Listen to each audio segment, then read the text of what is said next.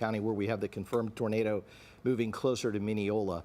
And if you're in Mineola, please go to your safe place. This storm system, even though it's, or this cell, this tornadic supercell as it's moving northeastward, even though it is, it could be turning just a little bit to the northeast. I'm gonna just put the Titan indicator and see if I can get there on the Titan indicator and get a look inside that storm. Yep.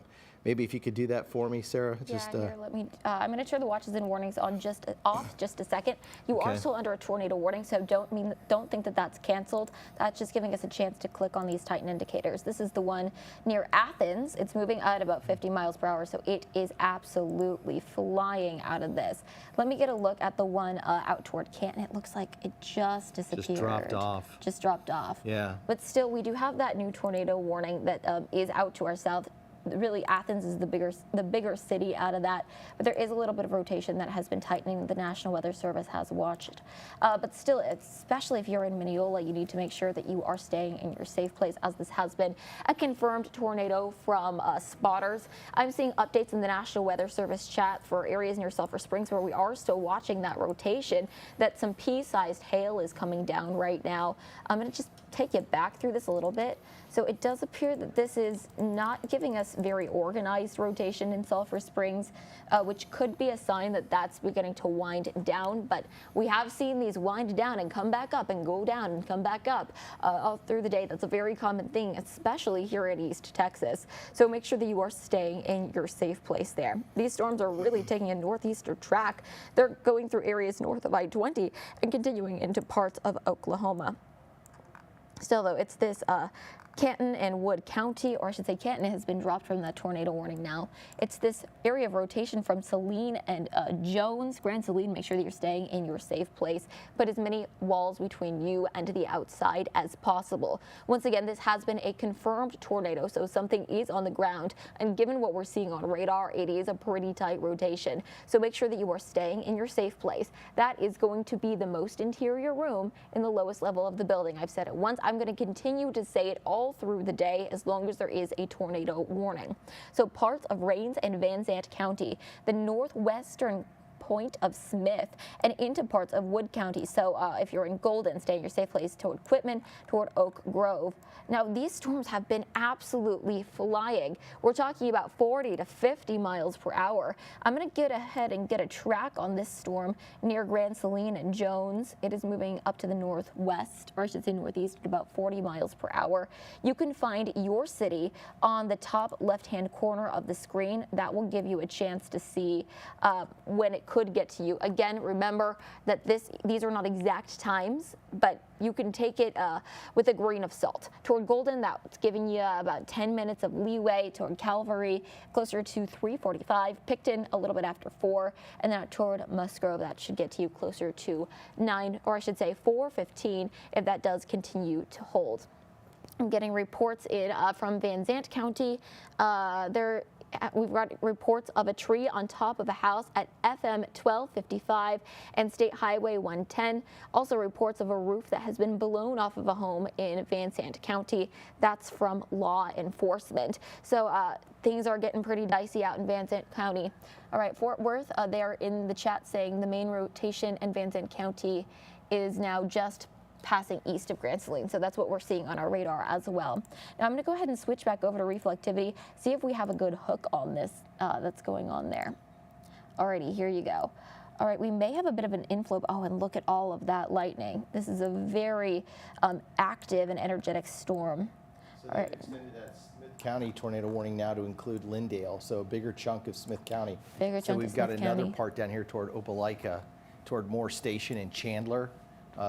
Let me get me back up on the wall so we can point out what's going on here. All right, so that circulation here may be just tightening up right now. It may not be tight enough to say it's a tornado warning, but it's tight to the point where they're going to go ahead and preemptively issue that warning. This is radar observed right now, but they've extended it up here into Lindale. So if we could track that Titan indicator up to Lindale and give everybody an idea in Lindale where to when to shelter. Tyler is not included in that. Chandler is just outside of that, but Lindale right here, this is 403. This is also Edom, Carroll, Hideaway within the next half hour. So giving you a half hour leeway to get to your safe place. And then Lindale at 403. and then Hawkins at about 424. So that's going to be on the northern end of that watch box. This cell moving at 45 to 50 miles an hour estimated by the radar. And as it moves up to the northeast, this circulation could tighten up. We've already got reports of tornado damage in Van Zant County. So we know we've had at least one tornado reported by law enforcement. Of course, the Weather Service will go out and do surveys to estimate the strength and the exact path and length on that tornado. But we have damage reported, a tree on a house and also a roof ripped off of a building out in Van Zant County. So that's just the beginning here. We probably have, it's only 3:30, we probably have about 4 more hours to go of these thunderstorms. Sarah, let's go back to reflectivity and widen everything out just for the moment. Lindale, Smith, northwestern Smith County, please go to your safe place and stay there. But we're going to widen everything out, give you an idea of what we're looking at here. And this is kind of playing out like we showed you on our future Skycast last night. There would be as many as 5 cells that would merge eventually into one large cell, but each one of those in what I called the string of pearls. Can you see them? 1, 2, 3, 4, and there's a 5th one down here that'll cross over 45 that could move into Anderson County. This is untapped environment down here, okay? So nothing's been broken there. The strength of the thunderstorm energy is quite strong there into Anderson and Cherokee County. So this is going to move into that potential untapped environment. Now we'll take away a little bit of that energy as those storms move through Canton and Emory and push farther to the southeast. But this area where it is untapped, northwestern Smith County, with this almost the highest amount of thunderstorm energy we've seen easily this spring, and maybe going back a couple of years. This is the highest severe weather threat we've had since March 2nd of 2023, so more than 2 years. And 2 years ago when we had that setup, we had 10 tornado reports. I believe there were 7 confirmed. Most of those were kind of in this same area where that moderate risk is today. There was a rogue tornado warning down in Nacogdoches County. Again, that was 2 years ago. So seeing this doesn't surprise me. We could have kind of a rogue supercell that moves farther south away from the moderate risk area into that enhanced or even slight risk area and still produces a tornado warning. But currently, that tornado warning there until 4:15, that's going to be for Wood County, the Smith County, we knew of Athens. This is going to be Henderson County. Smith County goes till 4:15, and then the northwestern half of Smith, Lindale, city of Lindale is included in that. Radar indicated right now, there's your circulation that we're tracking into Smith County. This is an observed tornado that moved out of Van Zant County, now moving into Wood County. City of Mineola is closest to that. Reports of damage with this. So this cell has a history of reporting damage, of producing damage. So let's zoom in down here into this and see if we can get a better look at that circulation, that red and that green. Of course, the red here in this situation would be the winds flowing away from the Fort Worth radar. The green is going to be the winds flowing back in toward the radar. Grand Saline right now looks a little bit broken at this time, so it could be just a little bit of, again, a regeneration of the storm. Alba, you are in the path or in the polygon. Please be in your safe place. Quitman, please be in your safe place. Mineola in your safe place right now. If you know anybody on Lake Fork, please give them a call, get them off the lake. In fact, if we go back to lightning, it may be they're already realized that. But there's a couple of lightning strikes closer to Fork.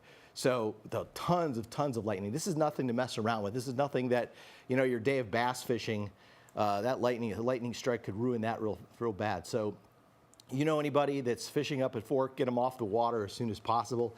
Campground, we had a couple of campers knocked over a couple weeks ago back on that March, I believe it's the March 4th tornado. So if you're in a camper, you want to evacuate that camper at an RV park and get to a sturdier shelter, because the wind will knock over the camper real easy. I mean, we had, I think, 80, 90 mile an hour winds do that.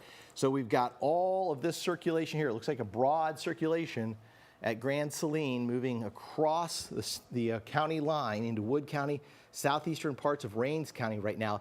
Emory, you are not in the tornado warning, but you're keeping an eye on it, right? Pine Mills, again, another area where you're not in the tornado warning, but you may go into the tornado warning soon. Mineola, Quitman, East Point. You need to be in your safe place. Koch, in your safe place. Picton, just outside of it, but probably a good idea to shelter up right now. By the way, if you have your CBS19 app or you want to take your radio, we are simulcasting this coverage with our radio partners, and those radio partners are Jack FM 106.5. You can listen there, Kicks 105.7, and also 103.7 The Ranch or La Invasora at 96.7. So any one of those radio partners, you can take the radio with you if you don't have the app downloaded. But if you can download the app real fast, I'd do that. You can also watch us, say, on your phone on our YouTube channel. You can subscribe to our YouTube channel and follow along that way. You can watch us on CBS19 Plus. There are various ways to get these warnings, and that's one of the things that we like to stress is have more than one way to get warnings. Weather radio, National Weather Service weather radio, TV, radio apps, but most preferably an app that is tied to a television station or the National Weather Service. The Apple app is not going to tell you where the tornado warnings are. It might say there's a tornado warning in your area, but it can't show you exactly where the tornadoes are and where they're headed. It can't do what we're doing here with these circulations. That is just crossing now from, what is that, Van Zandt County into, or Rains County into the southwestern part of Wood County right now, Sarah. So that looks like it's still confirmed. There's no let up on that. Golden, Alba Golden, please be in your safe place in both of those places. That's crossing over Highway 69. I'm going to approach Highway 182. There's 37 coming out of Mineola. Equipment, again, everybody needs to be sheltered up. We just got a new update. I think something dropped off, maybe the tornado warning out to the west on that, or did they add something? I believe they said they were going to add parts of western Franklin County for the cell that is coming from Hopkins. That's what I'm seeing in the chat at the moment. Okay, so let's see how many, widen this out so we can count how many different tornado warnings we have. It looks like we have all the way up to the north. In fact, let's show this. We've got 1, 2, 3, 4. We have 5 tornado warnings going on right now. So 5 current tornado warnings all down the line with these supercells that are moving north and eastward. All right, so we're going to zoom into each one from north to south, just in case anybody's watching us up around the Clarksville area. That's a tighter rotation there. That moved through Bagata. That's out of that area, so you're okay in Bagata, except when we go down the line a little bit, there's going to be another cell back here toward Flora, and Flora's already had one that's gone through, Weaver to Mount Vernon, and they just included Franklin County back into the tornado warning till 4:15. So Franklin, Red River, Titus County till 4:15. Then this cell here for Delta, Hopkins, and Lamar County till 4 o'clock. So about the next 25 minutes. Then we're going to go down just a little bit farther. Majors, please be in your safe place. Picton, in your safe place. This is the confirmed tornado. That is going to be moving out of Wood County. This is part of Smith County, but this is the one that is Rains and Van Zandt right here. But there should be a Smith. Oh, yes, this is the northwestern half of Smith County and Wood County, also till 4:15. And then we had another part, I believe, of Smith County added into a tornado warning a little farther south of that, down here toward Lindale and New Harmony. I don't see any, I don't know what the timing on that is, unless that's updated till 4 o'clock. All right, so this is for 4 o'clock. This is Henderson Van Zandt tornado warning also till 4 o'clock. Safe to say, just go into your safe place and stay there till 4 o'clock until these warnings are allowed to expire, until those cells move out of there. If we go back to reflectivity, you'll be able to see all the lightning. I mean, if you're not getting a tornado and you're not seeing tremendous winds, you are getting hammered with rain. You're getting hammered with a ton of lightning and maybe even some hail. So these are intense thunderstorms.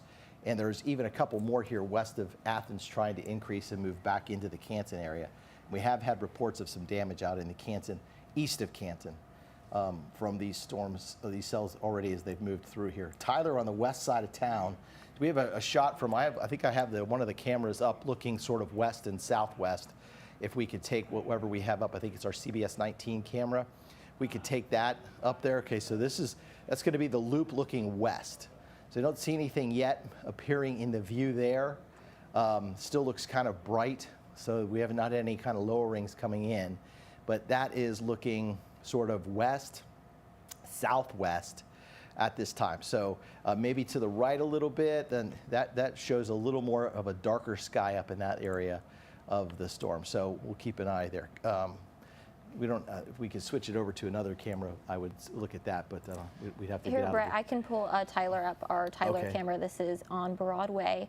I believe it is looking north. I have it looking north, yeah, All from right, there Broadway. you go. It should be up now.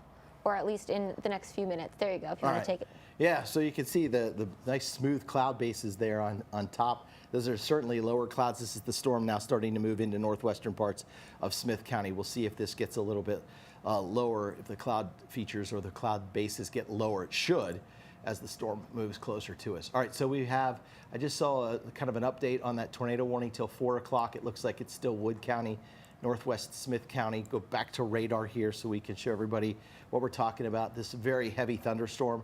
So we have a heavy thunderstorm.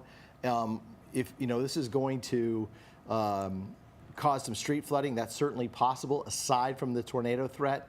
Though right now this would indicate radar indicated when we don't have any hash lines like we do on the Wood County storm. So that's radar indicated, meaning that radar estimates the strength of that circulation, possibly producing a tornado on the ground. Trained observers have not seen anything yet. When we see this, we've had trained spotters spot a tornado confirmed, and when we look at that circulation there, that's tighter. That's going to be something on the ground still in the western part of Wood County, moving northward along the Rains County line. You can see our Titan indicator also picking that up at this time of that tight circulation. But look at that red, that bright white versus the green. Can we zoom in on that, Sarah? That is really... Oh, that's really tight, Brett. Yeah, that's really tight. In fact, we get into the blues, and we're starting to see... That's from Fort Worth. Do you want it off of Shreveport or Fort Worth? Fort Worth would be closer. All right. Yeah, when we start getting into the white colors, we know that it's starting to wrap around on itself. So there's Alba 182. So this is going to be going toward the radar. So we're starting to see the winds actually range folding or starting to fold back into the storm as those winds are going away. So there is likely southeast of Alba near 182 a tornado on the ground right now. We don't have visual confirmation would be important, but just looking at the radar, that's strong enough to produce a tornado on the ground. Just crossed over Highway 69 between Alba and Golden up toward 182. So if you live along Highway 182 and you're watching us, please go to your safe place right now. If you're not already there, you need to be there. If you are there, please continue watching on CBS19 Plus and streaming along with us here as we cover these storms. Can we pan down? I just want to see what's behind. That's County Road 1970, other direction, I'm sorry. Oh, you went north? Yeah. Yes. I'm sorry, right there, 1570. So County Road 1570 and County Road 1500. You live in any of those areas, and you can see some of the streets inside Alba itself being impacted right now, just on the outskirts of town. So we have a tornado moving between Alba or very close to Alba right now. Bright Star is just outside of that. Calvary is also just outside of that circulation, but hopefully if you live in Alba, you are in your safe place and sheltered. Get in, get down, and get covered, please, because that is a strong tornado signature right now on radar, at least radar indicated. Now, we don't have anything from any law enforcement reports or from the National Weather Service of any reports of damage, but just when we see something like this, if we had the red and the green, we'd be okay, but now we've gone into this blue, and you can see that purple line. So what's happened is that there's so much energy that it's kind of range folding, or it's being blocked, the radar beams being bent down to the ground, so likely there is enough strong rotation that storm is now producing something that is closer to the surface. Hey, Brett, yeah. Sorry to interrupt. That's okay. I'm seeing stuff in the National Weather Service where they have seen pictures of a tornado on the ground up in Clarksville, Texas, up to the north. Okay. And that aligns with the rotation signature up there. So if you're in Clarksville, we have also had another spotted tornado. Again, this one is from social media pictures. We're waiting for the National Weather Service to officially confirm it. But based off of what I'm seeing, I would make sure that I was in my safe place. They've also gone ahead and tagged that as a spotted tornado as well. Make sure that you're staying safe out there. So that's in Clarksville, Dimple, and heading all across the Oklahoma state line. So McCurtain and Red River County till 4:30. They're also saying there's a considerable threat with that, especially with massive hail, up to about 1.25 inches. Oh, all right. You want to check that out on the hail tracker? Yeah, sometimes it takes a second for our hail tracker to load in, Yeah. but right there is what we're seeing. It looks like we're getting about pocket change size hail from our hail tracker. Right. That's based off of radar, but given what we're seeing from the National Weather Service, I do suspect that it is a little bit larger than that. I mean, given the storms we've seen over the past few days, I've seen reports of hail up to 3 inches in diameter. Yeah. That was farther west, but still, that's possible given the radar signatures that we're seeing and the environment. Maybe something is lofted in the air there. What we're seeing, that near dot of Clarksville? green near Clarksville, I bet that's some sort of debris ball. Here, can you come? Well, put me back on also, or I can circle it for everyone. right here, near Clarksville. That's what Sarah's talking about. So maybe some debris being lofted. It could be tree limbs, dirt, rocks, anything like that that's thrown into the air. It doesn't look like it's correlating back low enough to where it would be a bigger object like building materials or something like that, but certainly large enough that the radar is seeing it as some damage. All right, let's go back down to the other storm that looked really intense that we were looking at near right in here. And are we seeing anything on the debris tracker on that? I mean, that is a tight circulation between Quitman and Emory, and it's just, it doesn't look real definitive for sure. I mean, if there's anything, it's. I mean, the route is shooting so high, I suspect that it may be passing over some of that debris since this is real far away from the, yeah, we're pulling off of Fort Worth or off of Shreveport there. Yeah, at that point, yeah, that might be really tough. That is technically Shreveport's.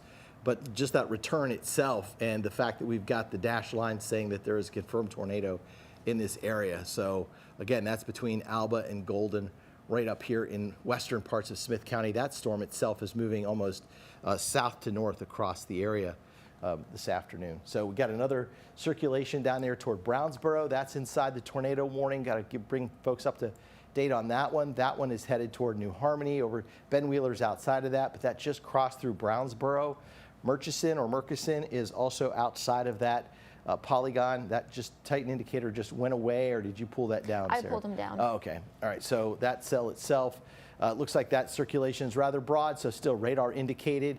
We have Tyler Pounds just sitting on the outside of that tornado warning in northwestern parts of Smith County, but Smith County still inside that tornado warning, and this circulation is about to move across Interstate 20 up into the Lindale area. So hopefully you are in your safe place right now at Lindale. Also at Carroll and at Hideaway, at Haynesville, Pine Mills, and Little Hope between now and 4:42. So over the next hour, that cell is going to be tracking northeast at about 45 to 50 miles an hour. They're moving real fast, and that's going to cross out of Smith County, eventually up back into Wood County, and continue moving northward. Gladewater should be carefully watching these storms and thinking about where you're going to go in case there was a tornado warning issued.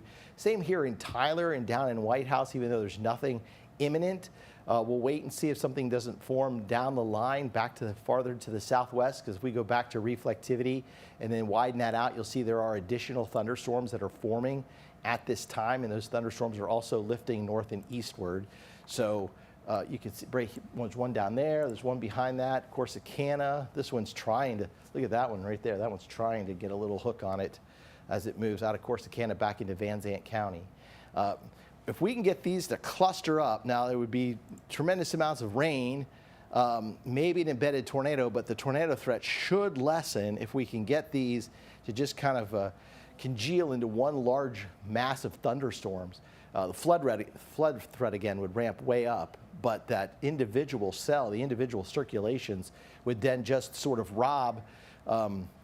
would just sort of cut off the inflow to these storms and make it just one big large thunderstorm complex. I'm not sure if that is an artifact from hail or if we're trying to get a hook echo there. Where are you looking, Brett? Down here in eastern parts of Henderson County. See if there's a little hail in there. If there's hail, then it's just an artifact. If there's not a lot of hail with it, then we may have to look for an inflow, because that would be indicative of an inflow. There may be some, let's go to the hail tracker. I can find our hail tracker real fast. That looks like there could be some hailstones inside there. Oh yeah, that's definitely, okay, yeah. Look at that, that's massive hail, dang. Yeah, so that's a three-body scatter strike, that's what that's called. So this radar image is likely, we're shooting from Fort Worth, right? So typically we shoot in, the beam goes horizontal and then vertical, right? And then goes back. But occasionally when it hits these bigger ice chunks, it gets directed in a different direction. So this one looks like it is like a hook echo, but it's being shot down to the south. So instead of going back north and west, it's also shot to the south. So it picks it up, and we call that an artifact or a three-body scatter strike. And so that hail right now is in the order of quarters, just northwest of Chandler, crossing just to the northwest of Lake Palestine. And that could be headed, look at that, that just got bigger. That's headed for Lindale. Can we track that time on that up into Lindale? And that circulation's also tightened up. So we've got a potential storm here that could become a tornado too. That's going to be in Lindale. Either you get the big hail, or you're going to start to see some tremendous winds coming into Lindale. This is in about, let's see, 25 minutes from now. So I'm giving you a 25-minute heads up here. Hideaway at 4:02, so you get about 14 minutes in Hideaway. Also, you need to move your car inside, get it protected. If you've got anything that could be broken, that's like a glass coffee table or something that sits outside on your back deck, you might want to get that inside. If you've got, again, a car that needs to get into a garage or a carport, you might want to do that right now. If there's anything, big, beautiful plants or something that you're trying to protect from large hailstones, you might want to do that, because if we go back to that hail core, you'll see that that hail is going to be correlating somewhere between $half size to maybe just a little bit bigger, and that intensified. That cell is intensifying based on the lightning and also based on the hail core, and that's just moving out of southeastern Van Zandt County. That's moving into the northwestern half of Smith County, and right now that area is under a tornado warning. So we have a tornado warning, northwestern half of Smith County, and that we'll have to go back up and look at that tornado warning that's crossed into Wood County. That looks like that is continued to get stronger. Look at this. I mean, we have a long track tornado, I think, on the ground up there at Alba. So we have so many to cover. We'll try to get to all these locations, but just looking at that signature right there, and again, it's another one of those signatures where we have red and green, but we're not seeing red anymore. We're seeing white. So what's happening is that this circulation is so strong, it's actually wrapping back around the green back into the red. So there's a tornado northwest of Quitman, south of Yantis, southwest of Coke. North, just crossed over the highway at 69 there. So I'm hoping everybody is now it just jumped up. We got one more scan off of that. Still looks like it's fairly strong, headed to the southeast side of Yantis. So that's going to cross over Lake Fork real soon. So there's a bunch of campers up there at Lake Fork, some vacation homes. So if you are in an RV and you're on Lake Fork and you need to get to a sturdier structure, it's better to maybe get closer to a gas station, something that's got 4 big concrete walls, instead of being exposed to the storm. But I would not, if it's sitting right on top of you, you're better to just stay inside and stay sheltered. Staying sheltered is, you do not want to be outside trying to run away from a storm and then get hit by winds while you're in a car driving or anything of that nature. So that is an observed tornado, and it continues to remain very strong. It's on the, we don't have a tracker in that area right now looking at it. I don't think there's a spotter that's actually got eyeballs on it, but looking at the radar itself, knowing that it has been observed when it moved out of Van Zandt County about a half hour ago, that's likely a tornado. And that's going to skip between Coke and Seymour. Can we zoom in just a little bit on that cell right there? And so Yantis, this is going to go right over FM 515, okay? And then here's Coke, and there's FM 514. So again, yeah, some of those roads cross right over the lake. There's Black Oak. So please, if you're in Black Oak, get to your safe place. If you're in Yantis, you're down to your safe place. Coke also in your safe place and staying there.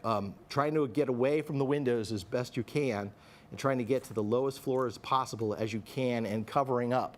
Flying debris can cause some head injuries, but if you can get to those safe places, you can certainly stay safe in that direction. So that is FM 515 for anybody that I'm circling right in here, right in there. That's the circulation that we're talking about. So there's a tornado likely on the ground right in that area of Wood County.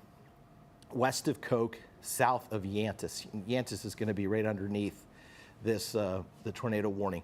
That goes until 4:15, so we got about 20 minutes. So there's Seymour, there's Yantis on 154. Once you come out of Yantis, because you cross the 154 bridge and you go over Fork and then you continue driving to the south, then you've got FM 515. I believe there's the subway right here, and I think there's a gas station, so it's right over top of that right now. So hopefully anybody that's in that area, they are sheltered and they're staying as safe as possible. There's Highway 37 going over toward Winsboro. Winsboro is just outside of the polygon, but for our friends in Winsboro, we know we have a lot of viewers in Winsboro, appreciate their time and their dedication to watching us. You are going to have to probably take shelter very soon. Now, this may stay north and west of you, but the polygon itself may be extended into Winsboro soon. Black Oak is already under that tornado warning that's in effect. So this storm is one of these storms that tracked up the west side. came out of Van Zandt County, kind of tracked up the west side of the county. Now it's kind of turning back to the northeast. So this one's also lifting and turning right like a lot of these storms today. So that's a very tight circulation there with those whites showing up against the green.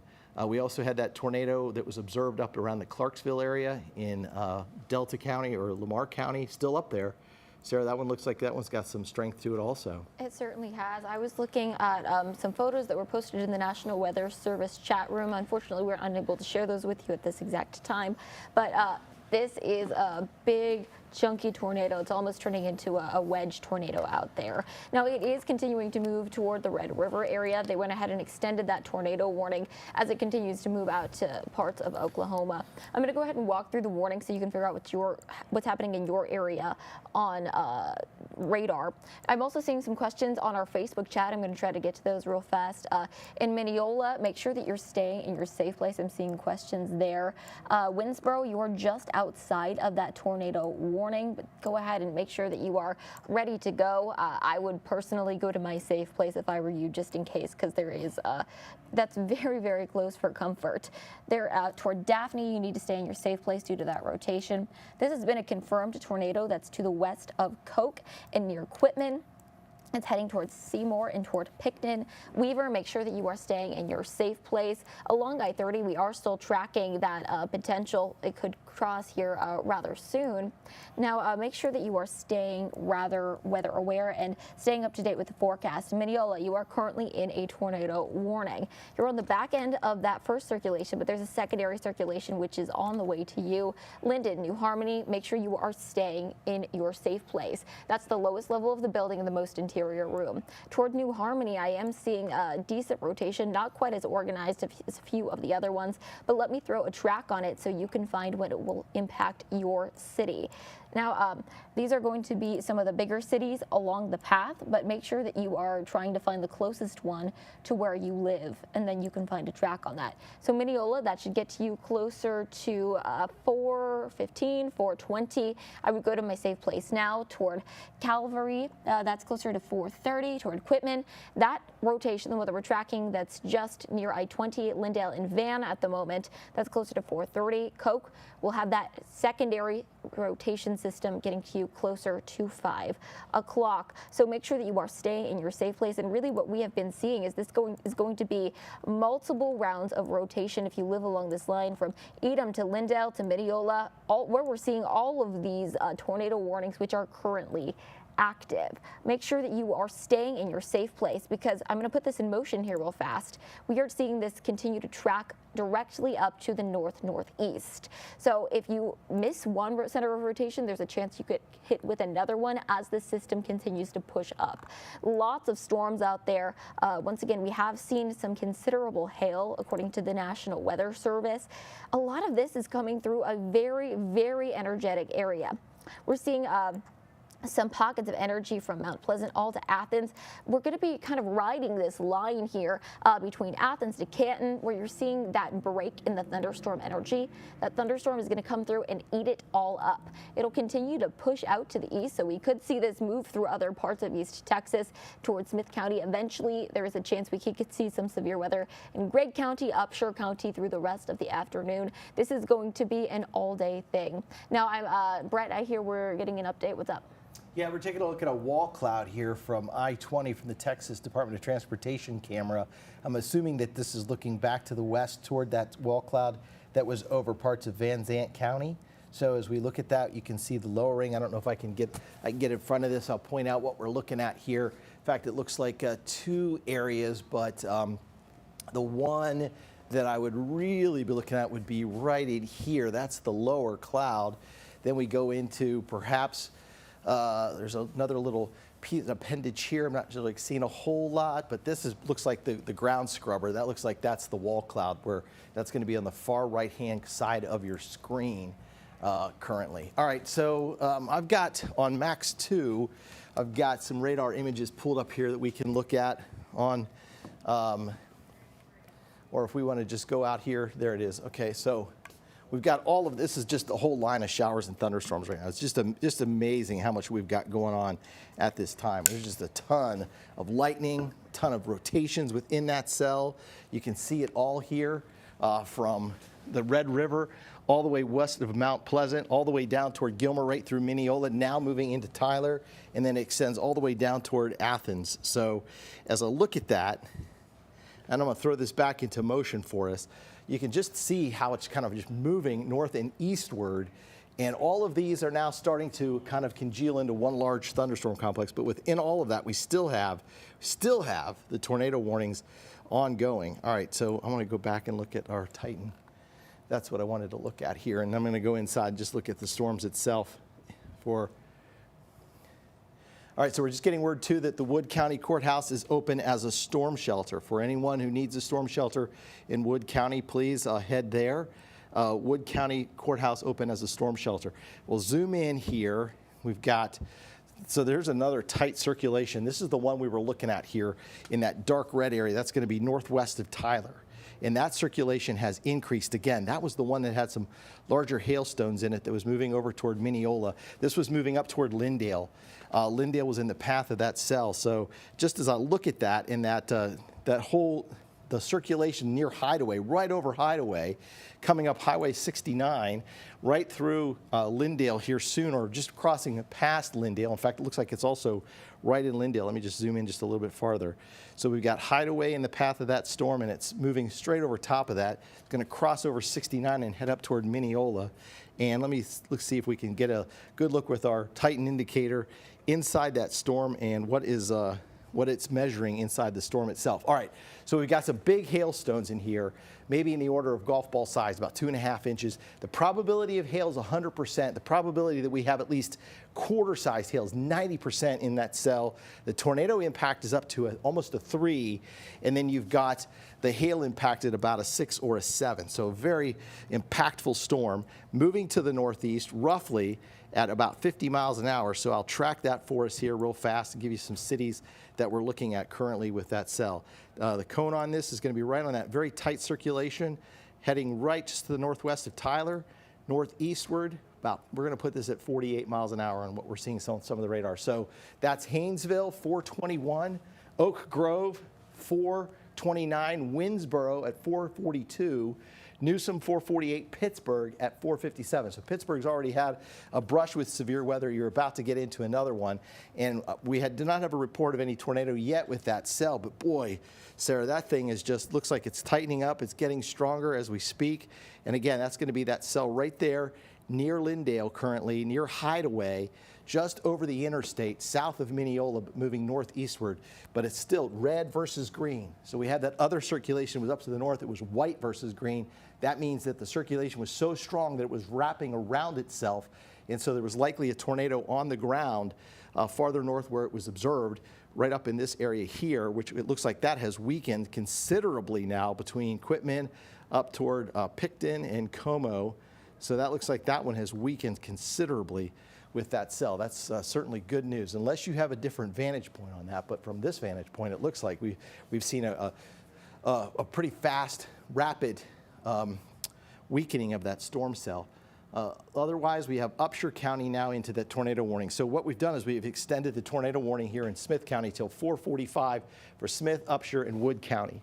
So we just got that new tornado warning based on that circulation that I just showed you. And again, that's going over toward Winnsboro. That's into the western half of Upshur County. There's Gilmer. This is the western half of Upshur County, and also southeastern half of Wood County. So that's, all right, we've got a new image here coming to us from the Texas Department of Transportation. Take a look at this. And again, we've got what looks like on the right-hand side of the screen, that looks like the lower ring. And then you've got the whale's mouth. That almost looks like the whale's mouth. Can we see this? This is pretty crazy. Look at this. So here's the whale's mouth. Right? Can you see? I'll back out here. I want to show you, see if we can. Okay. All right. There's another look at that tornado warning currently in northeastern Van Zandt. That's by Lindale. That's what we were just seeing on the TxDOT camera. So see the shape of this? That's called the whale's mouth. All right, it's also a lot of times chasers will drive into that, and then if there's something behind it like a hail core, they'll get suckered into that. That can be kind of dangerous. We're looking west, right? So this is going to be south, this is going to be north. So the wall cloud itself is here, but there may be another part of the lowering or maybe the flanking line back here to the west. So that's an impressive picture as we look at it. You can see what looks like maybe mammatus clouds also. And I'm just doing an absolute analysis of this as we look at this. So I may be a little bit off, but I know that for sure from chasing storms.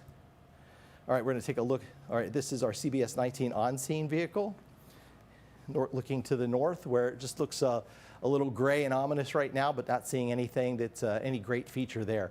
Let's go back to the radar and give folks a look at what we're talking about here on this wind tracker. This is the storm of most concern right now. Of course, we've had that one in, this is northern Franklin County, that one's tightened up. This is the storm of most concern for parts of Smith County and southeastern Wood County, because this one is moving northeast and had strengthened just a little bit. And that tornado warning goes until 4:45. So if we're still waiting to get some visual confirmations, word from people, pictures. If you can safely take pictures, please do so. Email that to weather@cbs19.tv or news@cbs19.tv, but only if you can safely do it. Also, want to just remind you to go to your safe place, take the CBS19 app along with you. You can watch our stream on there on our app, and you can also listen to one of our radio partners as we go through that coverage and we stay on air for these tornado warnings. We talked about this yesterday being a potential big day. We urged preparedness so that you would get ready in case we did have some tornado warnings. We showed you the area that was in the moderate risk, and this is exactly where these tornadoes are moving into, that area that had a 15% chance of seeing a tornado to a 10% chance, and then within that 10 to 15% chance, there was a 10% chance of seeing a very strong tornado. We'll wait and see how the Weather Service surveys those, but we do know we have had a confirmed tornado in parts of Van Zandt County with some damage already. And we've been looking at this one radar image here in northern parts of Wood County that has also looked like it has been producing a tornado on the ground. Now, not 100% sure that it has hit anything. It seems like it's been splitting between Yantis and Koch a little bit ago, moved over 155 over Lake Fork. I know there's a lot of folks out there with campers and things of that nature, but still no reports of any damage from those areas. Let's go back over to Sarah. Hey, Brett. Well, I'm getting word in that the city of Quitman, they're urging the residents to seek shelter now. They're saying that they're seeing some rotation out there, and we're likely going to see some more in the next few hours. So like I said, they are urging them to take shelter now. We're also getting word in from Smith County Emergency Management. The Emergency Management Coordinator, Brandon Moore, out there says that they have crews on standby and they're ready to respond if there is a tornado warning or anything that touches down in Smith County. So far, there have been no sirens that have been issued in the county, but we are still under that risk of some sort of rotation.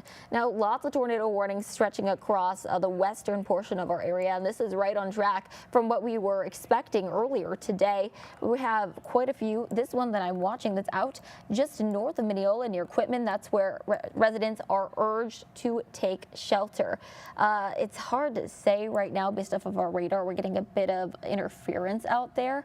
I believe we are pulling off of Shreveport. Yeah, so we're pretty far away from the radar site, but there does appear to still be some rotation in there. So Quitman, make sure you are in your safe place. Same thing goes for Calvary. If you're in Koch, you need to stay in your safe place. This has been an observed tornado, and it looks like we just got a new scan in there. A bit of rotation back from Golden into Calvary as well. Really what we're watching is where that red and that green meet. That's where you start to see that rotation. Red is going away from the radar site. Green is going toward the radar site, and a lot of times this is going to spin counterclockwise. So make sure you are staying in your safe place in Black Oak. This is forecasted, I should say, to move up to the north to areas near Sulphur Springs, Mount Vernon. We are tracking another set of rotation just to our north out toward Hansport and Goda, out toward Talco as well. This one is going up to the northeast out toward Avery. From there, we have yet another center of circulation. You saw the radar just flip. That's because we're pulling off of a different radar site, so no need to worry about that. That's right along the Red River, and that is forecasted to continue to move into parts of Oklahoma. Again, make sure that you are in your safe place, and really, if you are heading on any parts of I-20 or I-30 or anywhere from Mineola to Winsboro, Sulphur Springs, even Mount Pleasant, I would recommend delaying travel. That way you are in a sturdy structure. Make sure that you know where your safe place is. If you are heading there now, if you have yet to head there, you are under tornado warning. Make sure you go there now. Take your pets with you, and as you're going, if you're at home, make sure that you have your shoes on. That's something the National Weather Service says. If there's debris when you come out of the tornado warning, you could step on shards of glass or any parts of tree branches that have been blown around. So you want to make sure you are protected. If you have a jacket, grab that too. That will act as an extra layer of protection to protect your skin. So make sure that you are staying weather aware. I'm going to toss things over to Chief Meteorologist Brett Anthony. All right, hey, I just wanted to show you this, the cell that we were talking about. And you said the trained spotters were underneath this, but did not, it's all wall club, but didn't see any rotation. It's on that cell there just to the northwest of Tyler. So this is in the hideaway area right now. We were talking about that, and it's moving northeast at about 45 to 50 miles an hour. We're going to get a shot of a TxDOT camera here soon, but wanted to show you that it's headed toward East Point, Perryville, Newsom, and Pittsburgh within the next hour. All right, so take a look at the shot. This is going to correlate with what we're seeing here. This is going to be near Lavender Road, Interstate 20. That's somewhere near the QT up there on I-20, just to the northwest of Tyler. But you can see that circulation right there that we showed you. And then if you look here, again, this is Lindale Interstate 20 near Lavender Road. And yeah, the wall cloud's there, as Gene Caldwell, a ham radio operator and a trained storm spotter in Smith County, pointed out to the National Weather Service. So it's certainly there. Gene is such a great friend to the National Weather Service as one of the co-op observers, and really does a great job just kind of helping folks out and keeping folks aware. This is the way that the integrated warn team works between the National Weather Service, ham radio operators, amateur radio operators, and the media, all coordinating their efforts and information to get word out to keep people safe. So this is one of those examples of sharing a photo like that from TxDOT, and then him sharing what he sees in the chat room with the National Weather Service, and then we're able to show you that on radar, because that's Tyler. Lindale's right up in here, and that storm is headed up quickly to about 50 miles an hour. It's going to move through, out of Smith County, through Wood, up into Upshur County, and eventually all the way up into Franklin County. So I've got 4 cities there over the next hour that could be impacted by that circulation. Again, it's a strong circulation. It has not produced a tornado. Certainly looks like it has a wall cloud on it, but even if there's a wall cloud, it's not rotating tremendously strong right now. I can zoom in on that Titan indicator and see if we've got any type of information on that, but let me do that just real fast here. There's Lindale. So that circulation is right over Lindale, right over Hideaway. It was pointed out by Gene. And if I go in here on this Titan indicator, we'll see that we've got some hail in there about the size of quarters, maybe a little bit bigger, close to ping pong ball size. 100% chance that we're seeing that the hailstones there. This is moving northeast at 46 miles an hour. The tornado impact is about 1.3, but it's the wind. There's a lot of wind that is blowing out of that storm right now. So it's maybe trying to gust out. It may be trying to get a tremendous amount of wind in terms of the inflow into the storm. So we want to be wary of that, because if it's now taking in more wind in the inflow part, then it could be tightening up just a little bit stronger. But our Titan indicator indicates medium rotational strength within the mid-levels of that storm. So not at the surface, but in the mid-levels of the storm. And again, there's Lindale and there's Mineola. So this is crossing right over Lindale. We said about 4:06, so it's into Lindale about 4:11. So we were about 5 minutes off, but that's pretty good. We gave you a little lead time, as the storm perhaps was a little bit slower than what our radar was indicating. But that's part of the tornado warning for Smith, Upshur, Wood County that goes until 4:45. So Smith, Upshur, Wood County till 4:45. You have a different part of the tornado warning in Smith and Wood County. That's going to be this part back up here that goes until 4:15. I don't expect this to get extended, but this will, just because that's where the circulation is. And this circulation in these storms today will be tending to be more right-hand turners, meaning they'll do more of that than anywhere else. And sometimes when storms are about to end, they'll also do that. But in this instance, they'll stay pretty strong and sort of their trajectory will trend more south or more to the right. Right-hand turning storms can be particularly dangerous. That one looks like it's, again, trying to strengthen just a little bit. Wow, just look at that. Starting to see now some whites coming in on that red now that it's moved across 69 north and east of Lindale, getting closer to the Hawkins area. Please, if you live in Hawkins, make sure you're in your safe place. Quitman, you have a few more minutes on your tornado warning, about 3 more minutes. I know they said the shelter in place in Quitman. That's really good news. We'll see if that gets extended. I don't see any circulations within that cell anymore. It's that hideaway cell here. I'll center this up on the screen for you. Right here that we have our biggest concerns for. A lot of strong inflow into the storm. There's a little bit of red trying to show up to white, so it's trying to strengthen a little bit. The green's going to be going toward Shreveport radar, and then the red's going away from Shreveport radar. It looks like that circulation, though, is not tight enough to produce a tornado. It may be, if I put a measuring tool on that, it's probably maybe 3 miles wide. We want that down to about, certainly fewer than 2, down to about 1 mile if you're going to have a tornado like that, meaning that we want the reds right up next to the green if we're going to have a tornado. So the fact that I see that tells me that a tornado on the ground is not imminent at this time, but still, time to take shelter and stay there. Mineola, Hawkins for sure, as we showed you, Hideaway. Hopefully you're still sheltering until that crosses past your area and then crosses over Highway 80. Gilmer is just outside of the tornado warning, and it looks like we've got an area of purple. Now we've got flash flood warnings going on. So we're adding a third component to this. Large hail tornado threat, and now a flash flood threat. So the rain is just so strong and so prevalent. I mean, it's just pouring rainfall. I'll check the rainfall rates here. Look at the lightning strikes. My goodness. My goodness. How much lightning are we talking about here? We are looking at 2,070 lightning strikes in 15 minutes, Sarah. That is crazy, Brett. That is a very energetic storm. That is absolutely, yeah, that is, and that's not even counting what we're seeing up at Mount Pleasant. In 15 minutes, I mean, we're 2,100 strikes. I mean, we're bound to have power outages there. If not for the wind, for the lightning striking a transformer or knocking something out.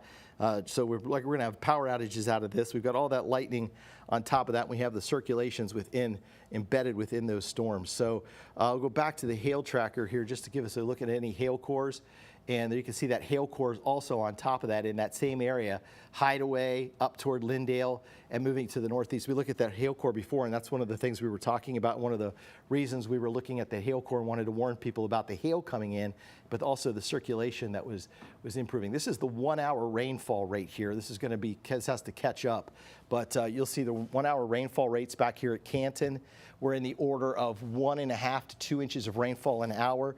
Now in that same cell where the flash flood warning has been issued, you're talking about 3/4 of an inch to 1.5 inches of rainfall. Sarah, 2,000 lightning strikes in 15 minutes. That is such an energetic start. And remember, we're tracking all types of weather hazards, tornadoes, hail, flooding. Lightning is also a weather hazard. Even if you are not in a severe thunderstorm, lightning can be exceptionally dangerous. Now, I'm getting word in from a Lindale ISD spokesperson that all bus routes are suspended and that the students are sheltering in EJ Moss East and West until the storm clears. Once again, that's for Lindale ISD.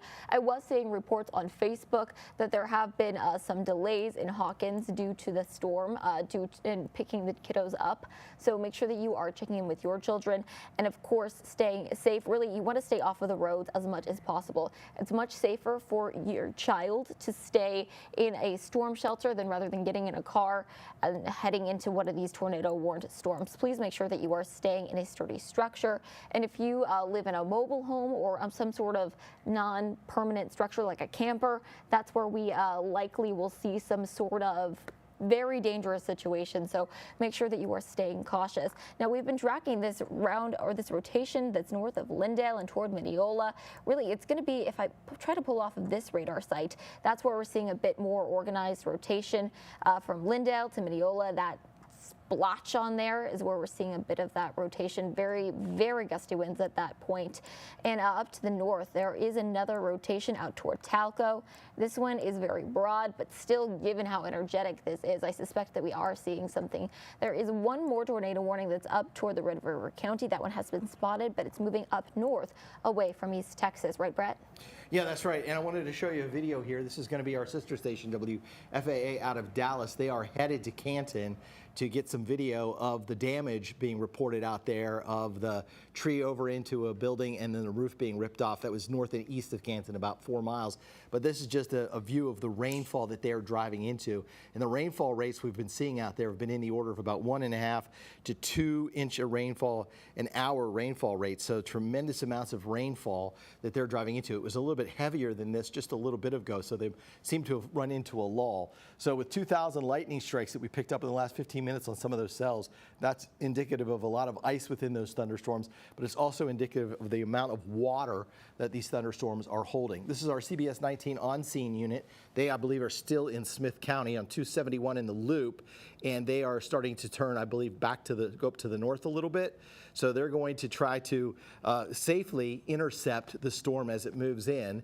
And I can see from one of these vantage points, it looked like maybe just a little bit of a shelf cloud, but no.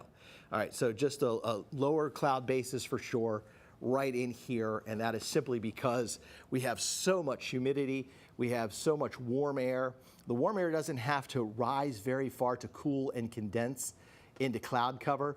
And so if it's already this low, and if you get rotation and it comes in contact with the ground, you've got yourself a tornado. So that is a pretty scary sight there. Again, they're on 271, so they're headed up here closer to that heavy rainfall. But as we were showing you, our sister station from Dallas, Channel 8 WFAA, heading toward Canton, so they were driving in this. They're going to get into the heavier rainfall.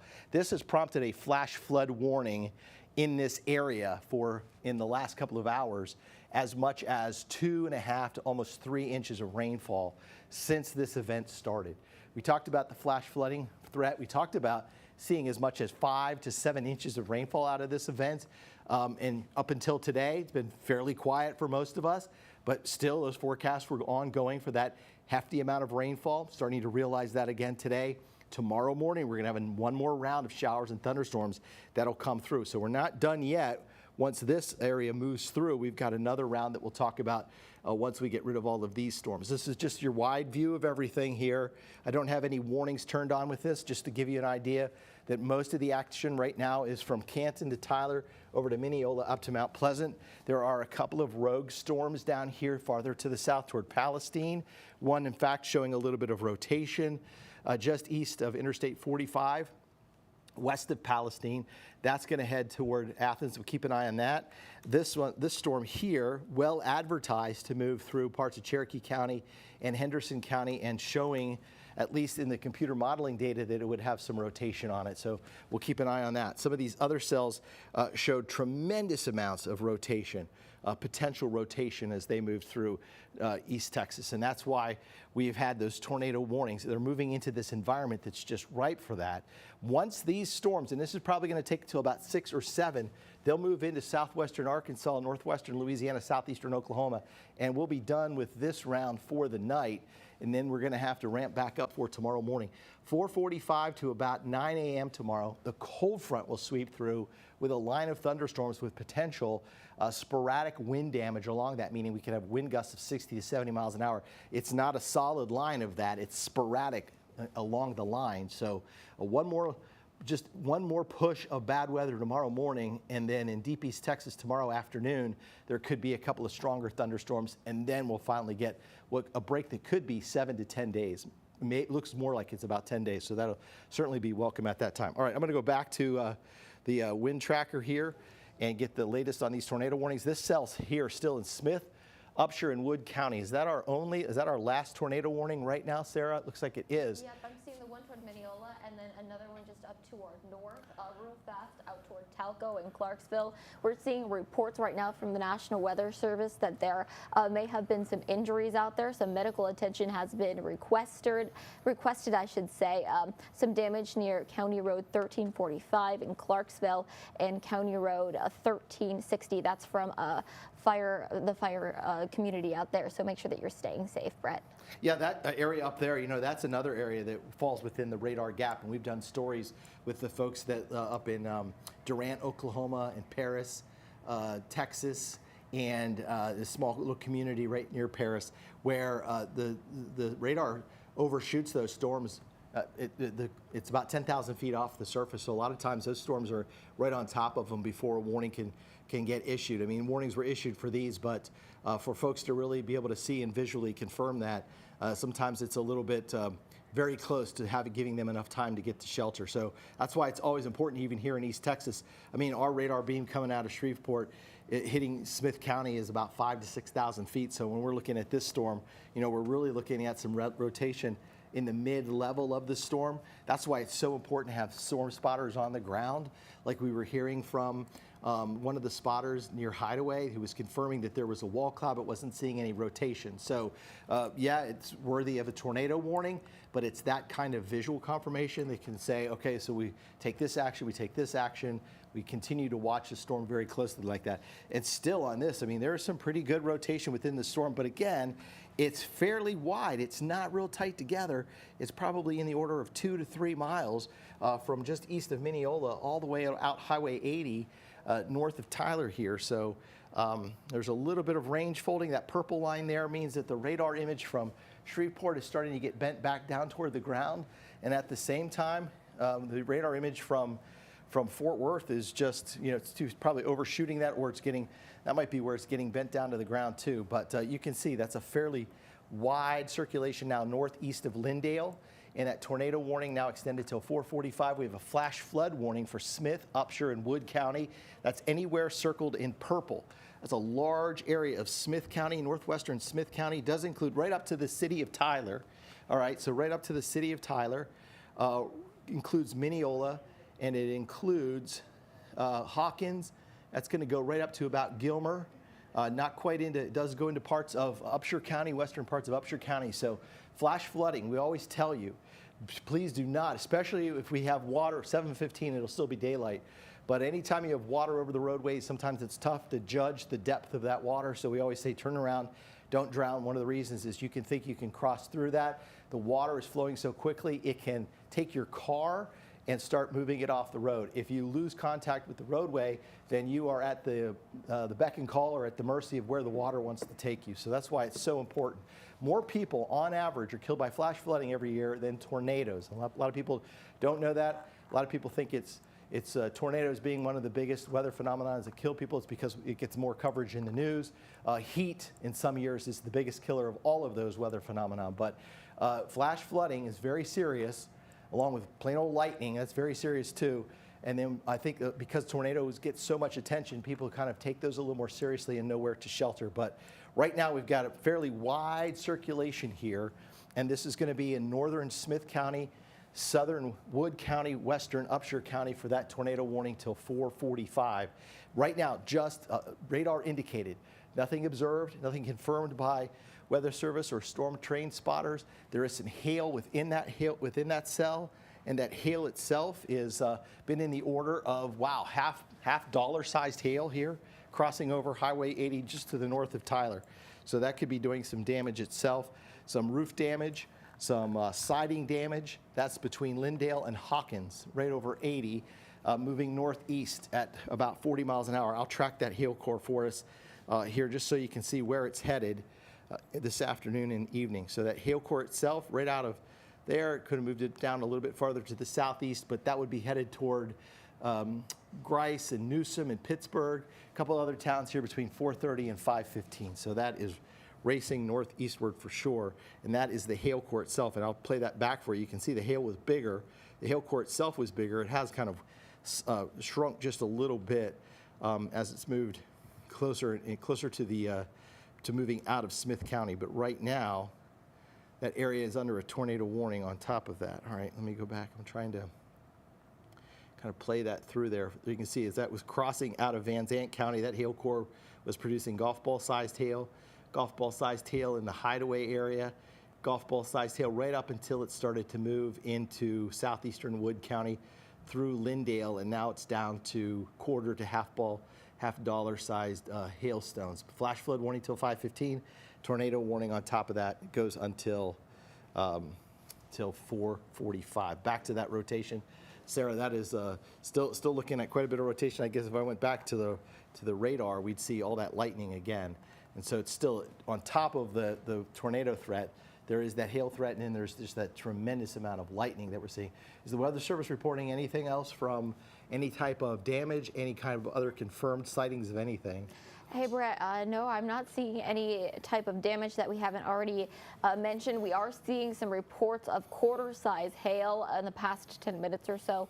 That was in Lindale. Very heavy rain if you're in Hideaway as well. Now, I'm watching. There are two little areas where we're seeing a few couplets. That's what we call rotation in meteorology terms. Toward Mineola to the south of Pine Mills, where we're seeing this little blob out toward Hawkins. There could be a bit of rotation in there as well, so make sure you are staying in your safe place. I'm trying to get to all of your comments on Facebook, so if you comment your city, I will do my best to make sure that you are getting a forecast for where you live. Out toward Horde, make sure you're in your safe place. This tornado warning goes through 4:45, so we have a little over 15 minutes left on that. It stops out near Kelsey, just short of Gilmer. Gilmer, though, because you are close, be prepared in case you do need to head to your safe place. Now, we have gotten quite a few reports of damage for areas up north near Talco. That's right along the Red River. Given what I'm seeing now, we're not seeing very organized rotation, but there is rotation. So we'll continue to keep you updated on that as that continues to move out of our area.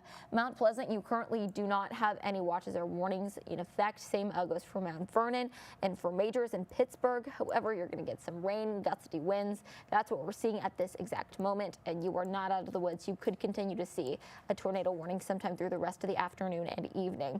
It's this area, though, that I'm watching toward Mineola. I'm going to go ahead and switch to see if we're seeing any debris out of that. And wow, look at that lightning. This is a very electric storm.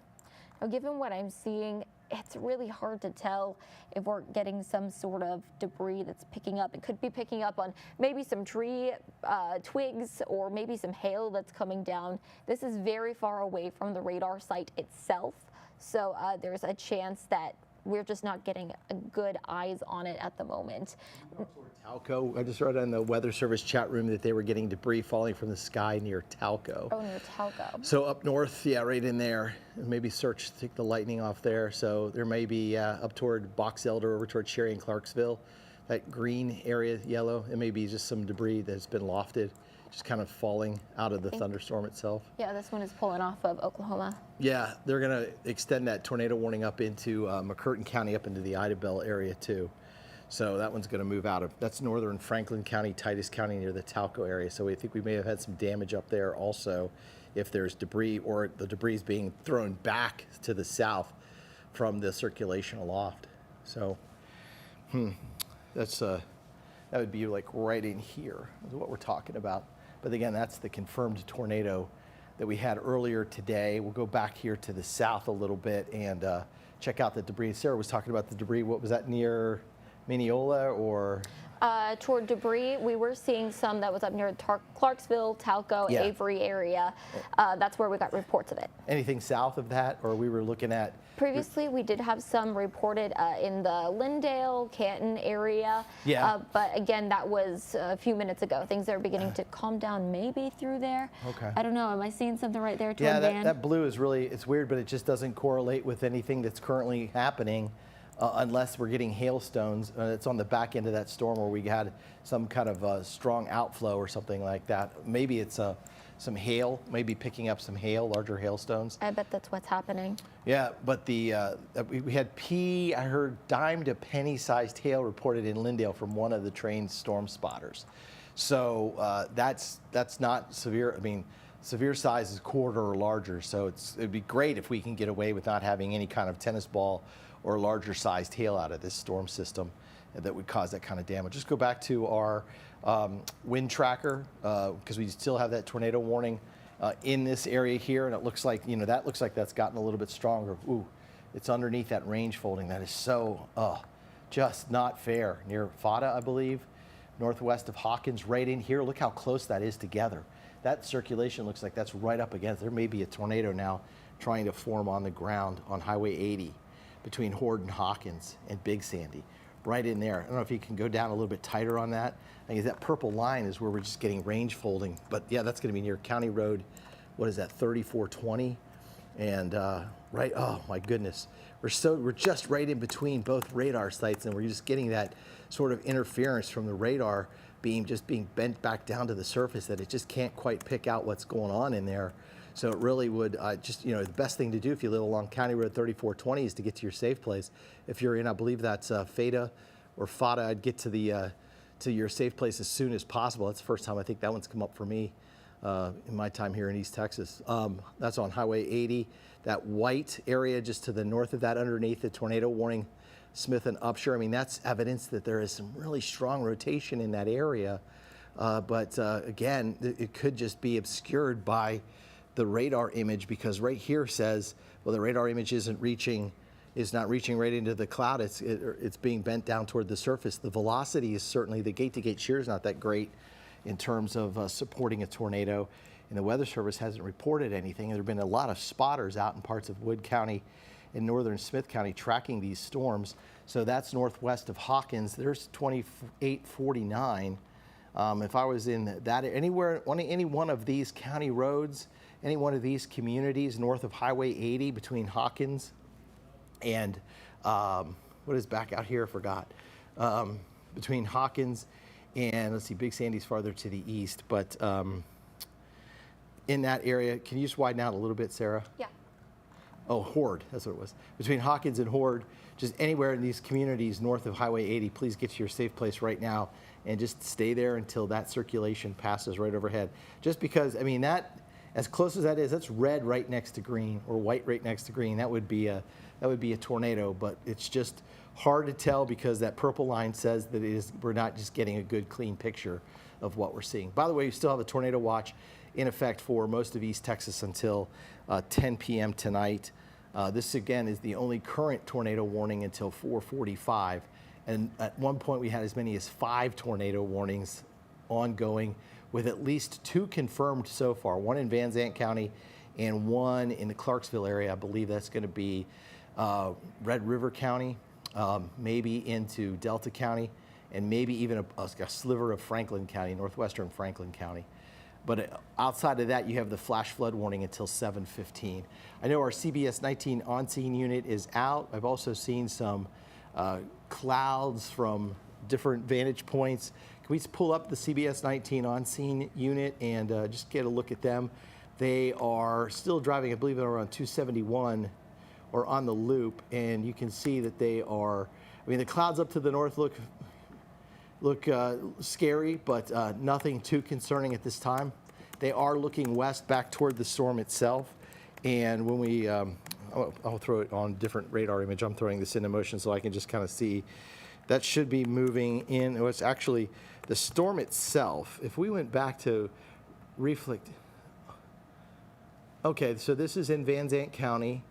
Live picture here. We're not sure where, but they were going northeast of Canton. And it looks like that home is damaged.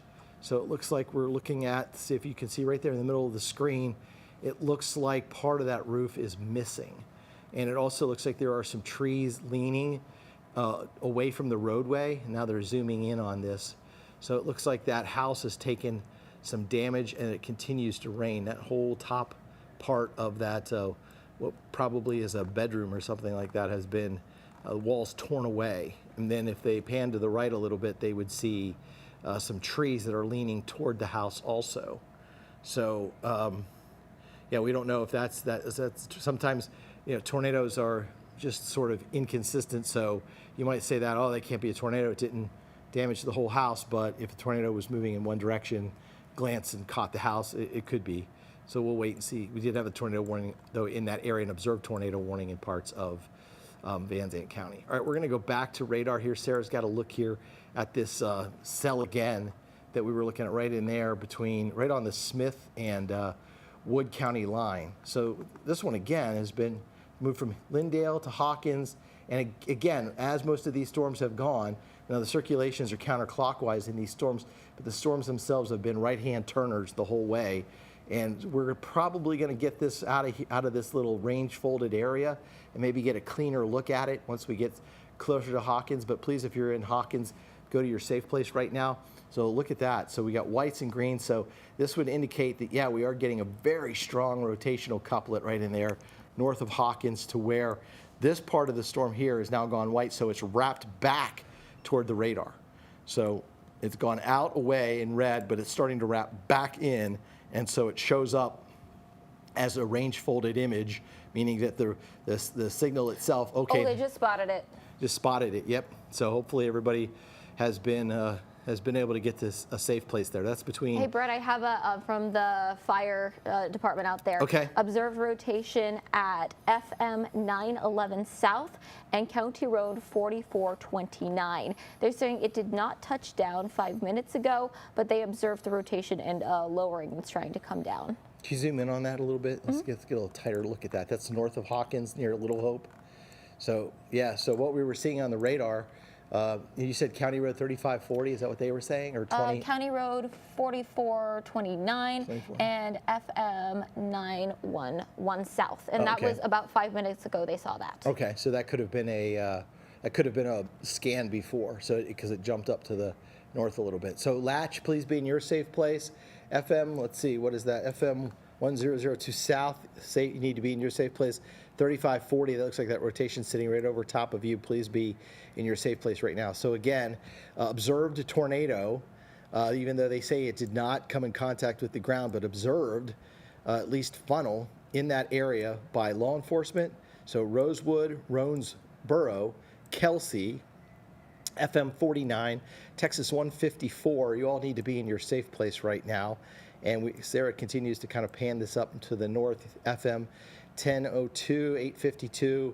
So anywhere, really, Grice, anywhere where we're saying Little Hope, anywhere where we read off a name, that's where one of these tornadoes, or that's where that cell could be moving, right over top of Giraffe Road, County Road 48, 45, 50, East Point, Oak Grove, maybe they're a little bit outside of the polygon itself.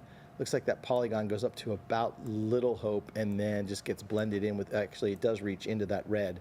Kind of tough to see. It goes all the way through Stout and Oak Grove. So you need to all be in your safe place right now until 5:30. So, oh, that's another, no, that's the same tornado warning. That's the same one. They just extended it up to the north and east. So Camp Titus, Upshur, and Wood County. So we'll stay on the air with you, tracking this tornado warning now until 5:30. So normally at 5 o'clock we would have joined CBS 19 News at 5, but our special coverage of this severe weather now taking precedent over that, and we will track these many reports of tornado warnings that we're seeing across the area.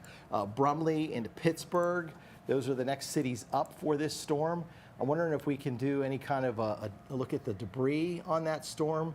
And yeah, give me just 1 second to pull it up. Okay, yeah, no worries. We have tornado warning again until 4:45. That's for 4.5 more minutes for Smith, Upshur, and Wood County. I would expect at least some of that. Well, it looks like it's moved out of Smith County now into Upshur County.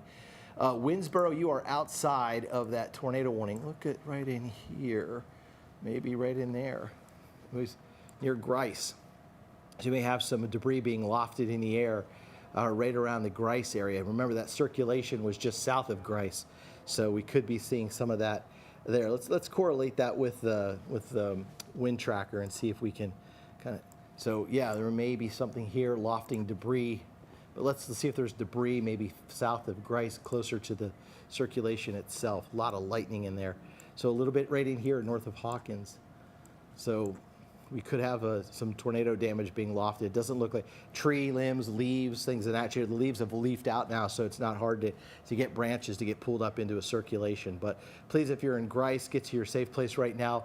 Pine Mills also into your safe place. Pritchett, you're close enough to where you need to be in your safe place. Also Gilmer, because of the nature of this storm turning to the right, you need to also be in your safe place currently. So that tornado warning goes until 5:30 for Cedar Springs, included in that, and Pittsburgh. So let's go back and track that, or I can come over to the other to our bigger monitor and do that. Sarah, if you want to do some analysis on those storms. It looks like that one out down at Palestine is rotating here. I just want to give everybody a heads up. Let me know when we're up. So let's watch this cell right here, okay? Here's Palestine, here's Jacksonville. You live in Jacksonville? I want you to now start paying attention to that cell. That is showing rotation in the Jacksonville area, okay? And it's going to be moving right up into Jacksonville, and it's racing northward at about 40 miles an hour. We'll stop that for you, and then what we'll do is we'll bring this up to its current reading and then put the wind tracker on it. Let's see if we can get any, there it is. So we got a little bit of rotation starting to show up on this storm.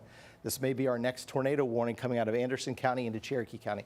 We talked about the one rogue supercell to the south, and that might be the one. That might be the one that we need to watch here as we head into the evening hours. So right now it looks like it's 2. There's a lot of lightning. Lightning's increasing on that cell. So let me go ahead and see what kind of rotation we're getting inside there. I'll zoom in and get a little better feel for that cell itself. We're going to do a little diagnosis on that cell live on the air here. Precipitation rates about 4.5 inches an hour. That is just incredible. And you'll note here that we have small hail in that, but the probability of hail, but we're getting wind impact now is up to an 8. So first we'll go to that, and we'll get the wind impact up higher, and then we'll click that over to a tornado impact. So I want to keep a careful eye out on that storm for sure.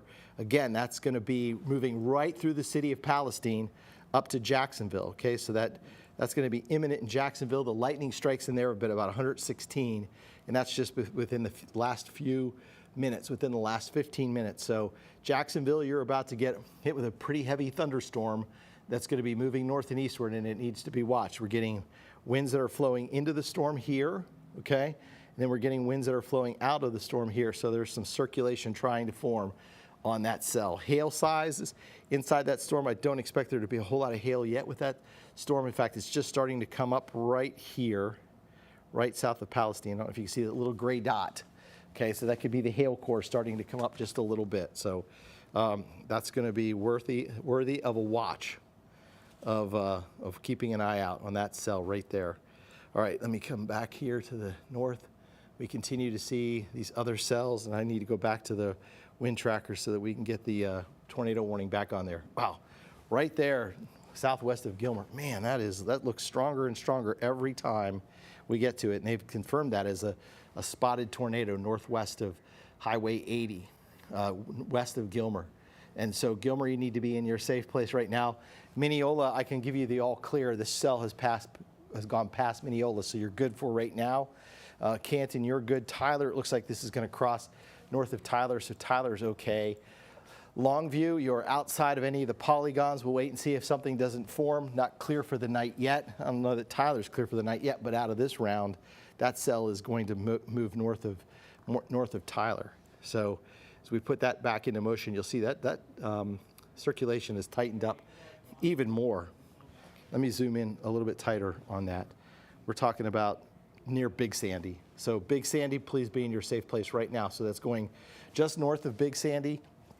There's Highway 80. It's going to cross up 271 toward Gilmer, and flash flood warning surrounding that whole area. So I'll go in just a little bit tighter and see if we can get some. Hawkins is right there. Gladewater's outside of that. I can't see any other county roads on that. Maybe Sarah, you could zoom in on that and give us you've got the better, I think, tracker on top of that. Here, yeah. So we're looking at that cell that we've had that observed lowering, that's observed a funnel that's coming down. I'm going to give you a look at the county road. So a zoomed out look first toward Hawkins. We have seen rotation. Hawkins, stay in your safe place. I just saw a question about that on Facebook. But to get a closer look at some of the county roads out there, that's crossing near FM. I saw 1002 toward County Road. Looks like 355 or 3550 toward Tangerine Road. Make sure that you're staying in your safe place toward Nutmeg Road. County Road 3560. That's rotation is right on top of you. Roansboro. Make sure that you are staying in your safe place. Now we have seen lowering spotted funnel coming out of this, so make sure that you are staying in your safe place. I was looking at it a little bit earlier, and it did look like we might have some a bit of a debris ball trying to form. You see this little spot here just south of Roansboro out toward Hawkins, that green dot right in the middle of the screen. That's where we're starting to see it. Now, this is very far away from the radar site, so we're looking at it, and it's like you don't have your glasses on. But we are seeing a bit of debris begin to get lofted. All right, it looks like they just... Brad Ryan from the Weather Service is saying that that's showing up on radar. So that, and they have video confirmation of that as well for that tornado west of Hawkins. So let's stay on that, because they've got that little debris area you showed, certainly that's happening. We've got a tornado right there. So, yeah. Hey, Brett, they just updated it, and they're saying it could cause considerable damage, and there's some pretty massive hail coming out of that as well. Okay, so we've got large hail, and then we've got, yeah, all right. Yeah, so make sure that you're staying in your safe place.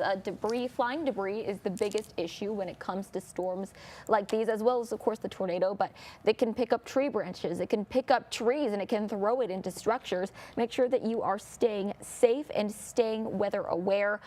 We don't know what's being lofted into the air, but given that little debris ball that we're starting to see, we just got a new scan in. Yeah, let's try, if you can track that little area of debris and see where that's headed, because if that's the tornado and if it's on the ground and it's churning up the debris, then that's where we're going to continue to see the path of that tornado up toward Betty and Pittsburgh. It looked like maybe it was moving a little bit more out toward Gilmer. Here, I'll put a new track on it, and it is just flying. They said it's moving, it's speeding up. It's closer to 45 miles per hour now.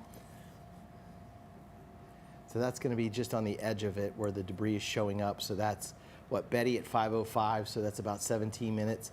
Dangerfield at 5:33, Avenger at 5:37. So if this holds together, we've got several more towns, including all of northern Upshur County, out into Marion County, up into Morris County, and even Camp County that are going to be included in that tornado warning. So let's go back to the wind tracker on that again. It's pretty strong. There it is. There's a tornado northwest of Gilmer, near Roansboro. So please, Roansboro, please be in your safe place right now. We're probably going to be, if we can zoom down on Roansboro and see if we got any city streets, 62-mile-an-hour velocity. So that's strong enough to get a tornado spun up on the ground. So we're going to zoom down here into Roansboro, and that's going to be 154, and we'll even go into town a little bit here. Right there at Palm Road, FM 49. Here's Kelsey. Here's 852 coming into town, 102. Or 1,002 coming into town, 2869. So Roansboro right now under the tornado warning, and it is right on top of you. And they have a confirmed tornado with that. They have debris that has been lofted out to the west of Hawkins, and so that continues. We'll want to look up here. We want to get that centered up, that circulation to get more centered up here.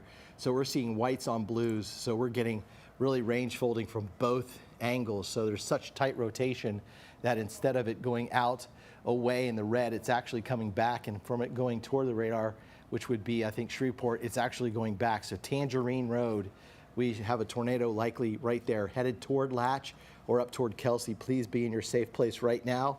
Also at 2869, 3542, that circulation is probably passed right over top of you. 1,002 south, also Arrowhead Road, please go to your safe place currently. Arrowhead Road needs to be in their safe place as this moves toward Rosewood and Roansboro and continues moving. That's a tight circulation there, right over 154. If you live anywhere near 154, please go to your safe place. Silver Maple Road, please be in your safe place. Lowest level of your house that you can find. No windows. Want to stay there until we can give you the all clear. By the way, we are streaming on CBS19 Plus and on our app. You can be in your safe place and still stay informed. It's not like you have to worry about finding out where the storm is going if you have to go to your safe place. You can take your phone, your app with you. You can take your TV with you and watch us on CBS19 Plus. You can also listen on the radio. We are live with our radio partners, Jack FM 106.5 with Kicks 105.7, 103.7 The Ranch, La Invasora 96.7. With all four of those radio partners, with the app, with our streaming service, with our YouTube channel, Facebook page, we're we have it all covered on several different platforms for you to stay on top so that you have every available option to get warnings and stay safe and stay aware of what's going on with these storms. Little Hope is outside of that right now, but only just watching. You do not have to be sheltered up at Little Hope. But Ronesboro and Rosewood certainly need to, especially at Silver Maple Road. I'm hoping we get another scan here soon so we can see if this weakens or if it remains as a strong tornado. Some of the rotational tracks that we looked at yesterday, we're taking it right through this area, through the areas of Wood and Upshur County, into Franklin County, Camp County, and eventually all the way up into the Arklatex. And these were long tracked supercells. So this might be what we're seeing in the evidence of that. This is the cell, by the way, that started way down in Smith County, rotating as it crossed over Hideaway. It was a wall cloud, but it was not rotating. Then it began to gain a little bit of strength. It moved perhaps into the area where we had the moderate risk of severe weather. Now we're starting to see these upper level winds that are arriving from the west that are starting to aid the development of the storm. So we might start to see a ramp up or intensification of some of these cells as they continue to move to the north and northeast. So we are trying to see where this is going, but just want to remind everyone, you're in your safe place, you're hunkered down, you've got your app on, you are covered up, you're in as low as you can possibly get. That's north of Hawkins, and look at that. That is, Sarah, do you think maybe we could sample some of the winds in that? There's got to be a very strong tornado potentially right now near Ronesboro and Latch. And also inside that, you're also looking at some flash flooding, so you're getting very heavy rainfall. 70-mile-an-hour wind velocity, and that gate-to-gate shear there, 110. So 110, so that could be a very strong EF1 approaching EF2 tornado in the Ronesboro area. That's doing damage if it is. And so that's why it's so important, even in Gilmer and Betty and Grice, to get to your safe place right now. All right, so that storm is close enough that it is not the time to wait until it's on your doorstep. Now's the time to find that sturdy structure. So if you live in a mobile home, if you're in an RV camper up at Betty, you want to get to that sturdy structure. At Ronesboro, it's probably too late. If you're watching us and you're still in that, say, mobile home, it's better to just stay put, but get as low as you can. If you've had an opportunity when the watch was issued to get to a shelter, that is where you'd want to be. So anybody that still has time to get to a shelter, for instance, in Pittsburgh, if you need to get to a shelter, you have time to do that. You have potentially maybe a half hour to 45 minutes to get there. Hughes Springs, you have about the same amount of time, about half hour to 45 minutes. So this circulation now has crossed over into Upshur County. It's moving out of Wood County with that tornado warning on that until 5:30. So we're looking at another at least 36 minutes with the tornado warning, even though it's moving northeast close to 50 miles an hour. But right there is our big circulation. We just measured winds inside of that, 110 miles an hour, okay? That's radar estimated. It's our radar estimated, but it does pretty well. Last year when we had the strong winds move into Tyler, we had winds estimated at about 85 to 90 miles an hour. Weather Service came back later, and after a survey said those winds were right there at about 80 miles an hour. So even if we're 5 miles off, it's still close enough to create attention and to get you into your safe place right now. So look at all the lightning also inside of that. So what does that lightning tell us? It tells us we have strong sustained updrafts.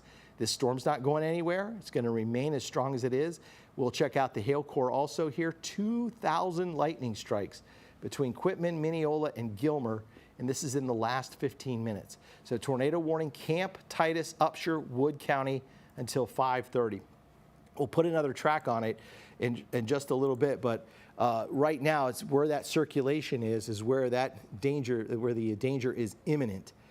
Gilmer is just west of that, so I'm not even going to play around in Gilmer. I'm just getting to my safe place, because this could easily, again, as we've seen many of these storms, kind of turn a little bit farther to the right. But moving northeast roughly at 44 to 45 miles an hour. So that's Betty at 5:06. So that's 11 minutes. We're giving you 11 minutes warn time to get down and get sheltered. Ebenezer, about 5:21. I skipped over Ewell. That's at 5:12. Dangerfield out here just outside of the polygon. That's about 5:30. Rocky Branch at 5:40, Naples at 5:47. The warning goes till 5:30, but that's right up until the leading edge of Dangerfield. But just looking at that cell, that looks like it's almost imminent into Betty as it rotates into Betty. I wonder if we can go back to our debris tracker and look at what we have in there. So just west of Gilmer, right? It looks like we've got something. It's kind of tough to see. Again, we're sort of in between radar sites there. Near Grice, it would be somewhere in here if we were getting a lot of debris. Hey Brett, the National Weather Service has been talking about this exact thing, and they're saying that they were seeing a bit of a debris ball form. It's starting to fall apart now, but they expect that it could get back up there in the next few scans or so. Okay, all right, so let's go back to the wind tracker then and just get an idea of, look at that. Look how it's wrapping up inside itself. Oh my goodness, wow. Oh, this is strong. Yeah, if we turn off the lightning, we might be able to get a pretty good look at reflectivity on a hook echo there. That is a strong tornado. We'll probably be able to sample it, or it's rain wrapped. That may be. Oh, that's definitely rain wrapped. Yeah, oh, so dangerous when they're rain wrapped. You cannot see them. You feel the wind, you get the rain. That's rain wrapped. That's a rain wrapped tornado. That's right in there where all that rain is on top of that. So we got a rain wrapped tornado. I bet the winds in there, again, we sampled, 110 miles an hour, so we're probably, and maybe that's part of the reason they're having a hard time seeing debris. Maybe the rain is just absolutely keeping it down or knocking it back down. For sure, yeah. And I mean, just given how tight this rotation is, I suspect that this is going to be on the stronger side. I mean, our radar estimates were pushing it almost at an EF2, and this is in the area that we were expecting what we call strong tornadoes, so that's an EF2 or higher. Again, that debris ball, we saw it just a few scans ago. I'm going to try to step back in time just a little bit so you can get a better view of what we were looking at. That's where we were seeing just this little pocket of it was there. Debris. Yeah, it was definitely there. I'm not seeing it just real fast, but still, I mean, given that that little area where you're seeing the oranges flash on your screen from Latch to Roadwood and parts of Grice, that's where we're likely seeing some sort of lofted something. Let me see if I can get a hail tracker on this, because I suspect that we're seeing some pretty massive hail. Our radar estimates are putting that between quarter to almost $half sized hail. So you want to make sure that you are staying inside, of course, due to that tornado warning. And of course, make sure that you are staying inside due to the hail. Now, when we say take your safe place, that means go to the lowest level of the building and find the most interior room. Usually a closet or a bathroom is going to be the best option for you if you are at home, if you're at your place of work. Make sure that you are following safety protocols there. Again, usually a bathroom, interior stairwell is sometimes an option if you live in a high rise and you're not able to get down. But again, make sure there are as many walls between you and the outside as humanly possible. Again, very gusty winds out of this. If you're out in Rosewood, that tornado looks like it's right over you right now. So take your safe place. If you're not there, go immediately. Betty, we are seeing that tornado on your way toward Brumley, Lafayette, Pittsburgh. You're in the path of that as well. Lone Star, take your safe place now. Harvard, same thing. Dangerfield, you're currently right outside that tornado warning, but it is barreling towards you. So I would recommend going to your safe place ASAP, just in case it does make it to you.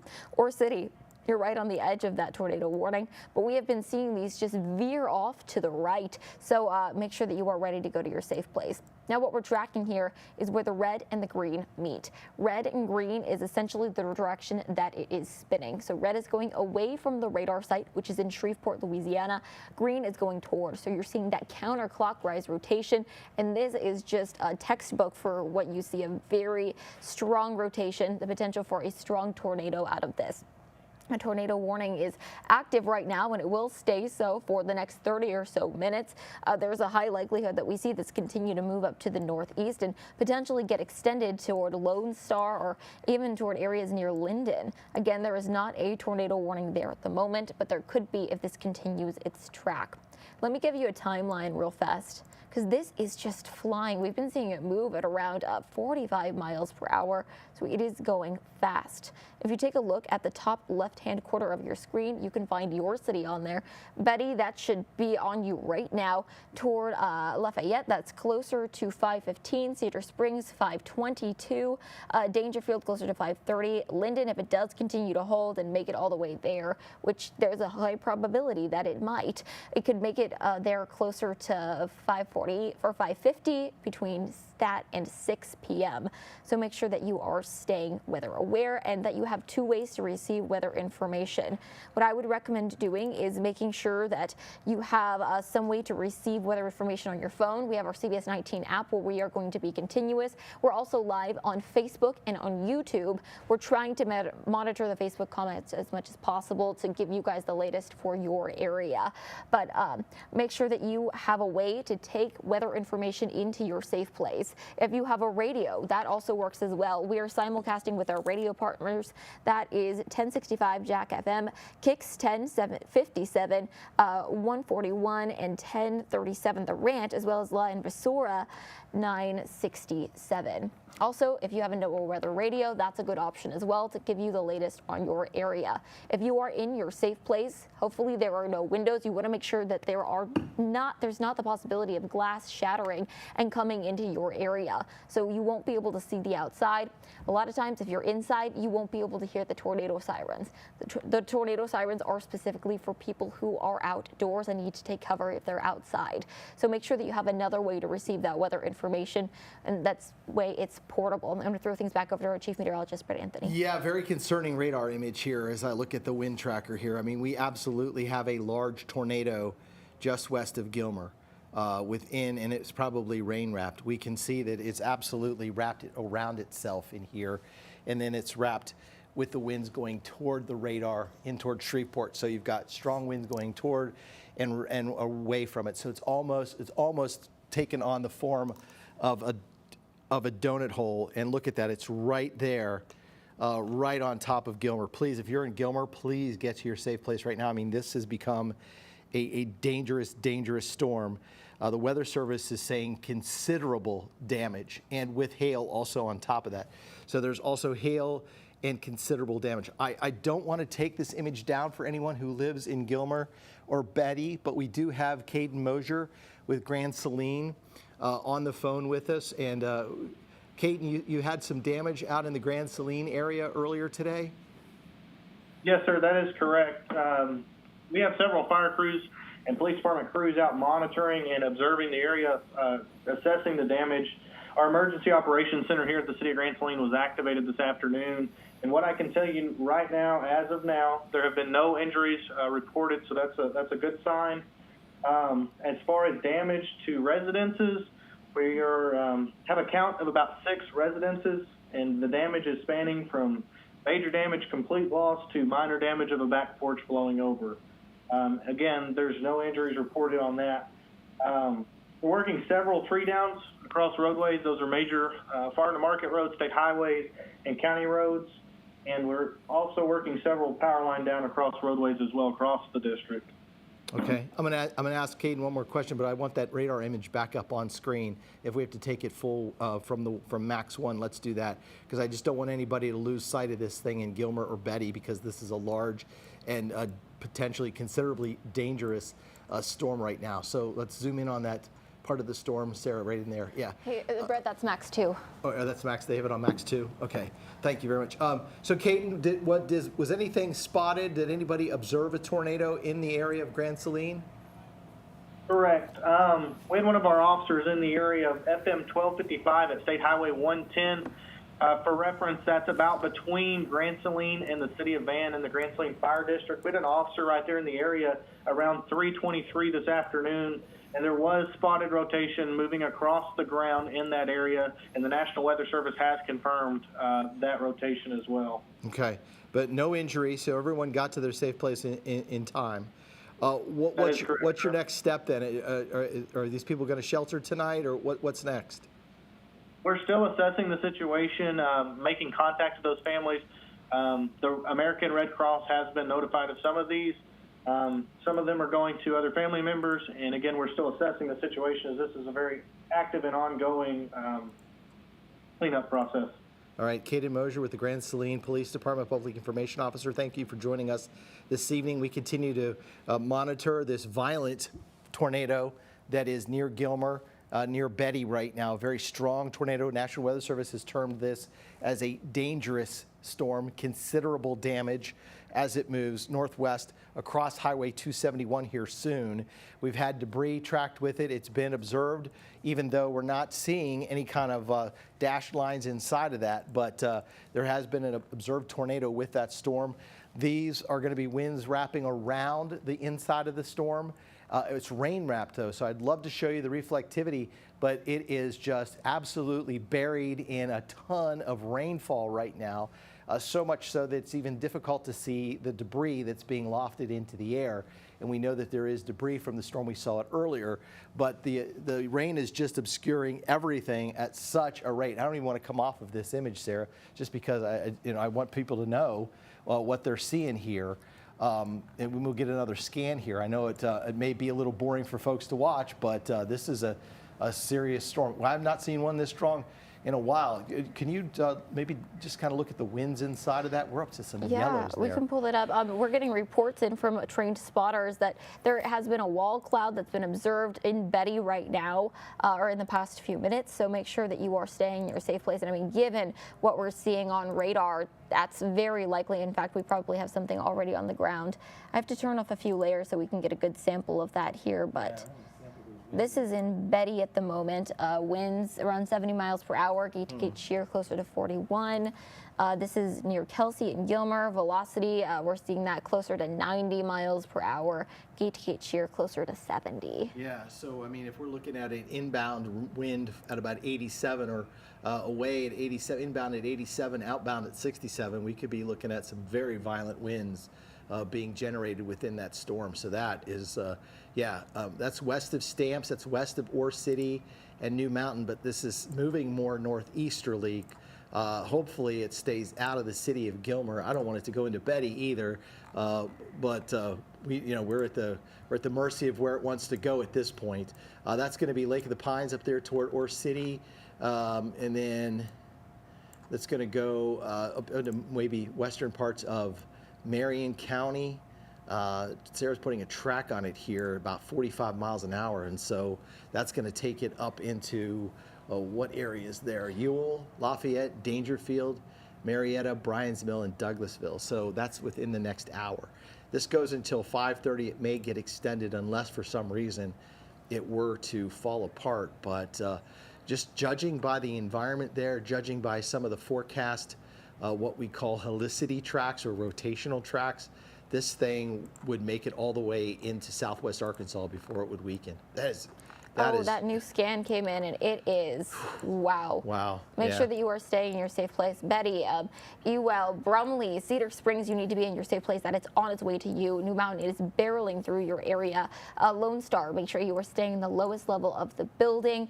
Right now, you need to make sure you are staying cautious and staying weather aware. Take your CBS19 app or your phone. That way you are still getting weather information in your safe place, because a lot of times you can't take your TV in there. So you need to bring your smartphone or your radio. We are broadcasting on CBS19 Plus, on Facebook Live, as well as on YouTube Live, so you can find us there. We're also with our radio partners. That's 1065 Jack FM, Kicks 1075, or I should say 55, 1041 and 1037 The Ranch, and La Emisora at 967 there. Oh my. Yeah, I'm going to toss things back to Brett. I don't know if you saw that. I'm sorry, I didn't mean to interrupt, but the velocity signature here, gate-to-gate shear, 125 miles an hour. 125 miles an hour. What would that's put us well over EF2, right? Yeah, we'd be above EF2 there. I'm going to sample another part of it down here on the south side. I mean, this is going right through Betty, and we're 122 mile an hour gate-to-gate shear. This is super strong. Please, I hope everybody at Betty, we're going to pray for the people in Betty. Oh, hey, Brett, did you see that this is a PDS? It is? Yeah, they made it a PDS. Yeah, they should. So that means it's a particularly dangerous situation. That means that this could be life-threatening. Make sure that you are taking all precautions to keep yourself safe. If you are in a vehicle, make sure that you are finding a sturdy structure as soon as you possibly can. You need to make sure that you are inside as this passes you by. Our radar estimates are putting this about an EF2, which is a very strong tornado. So make sure that you are staying cautious and staying safe, and respect the polygon. Stay inside until this storm passes you by. Brett? Yeah, this is a serious situation. man, I've not seen one this strong in quite some time. We just really, I'm sorry, so I can take a deep breath because this is just a really bad situation.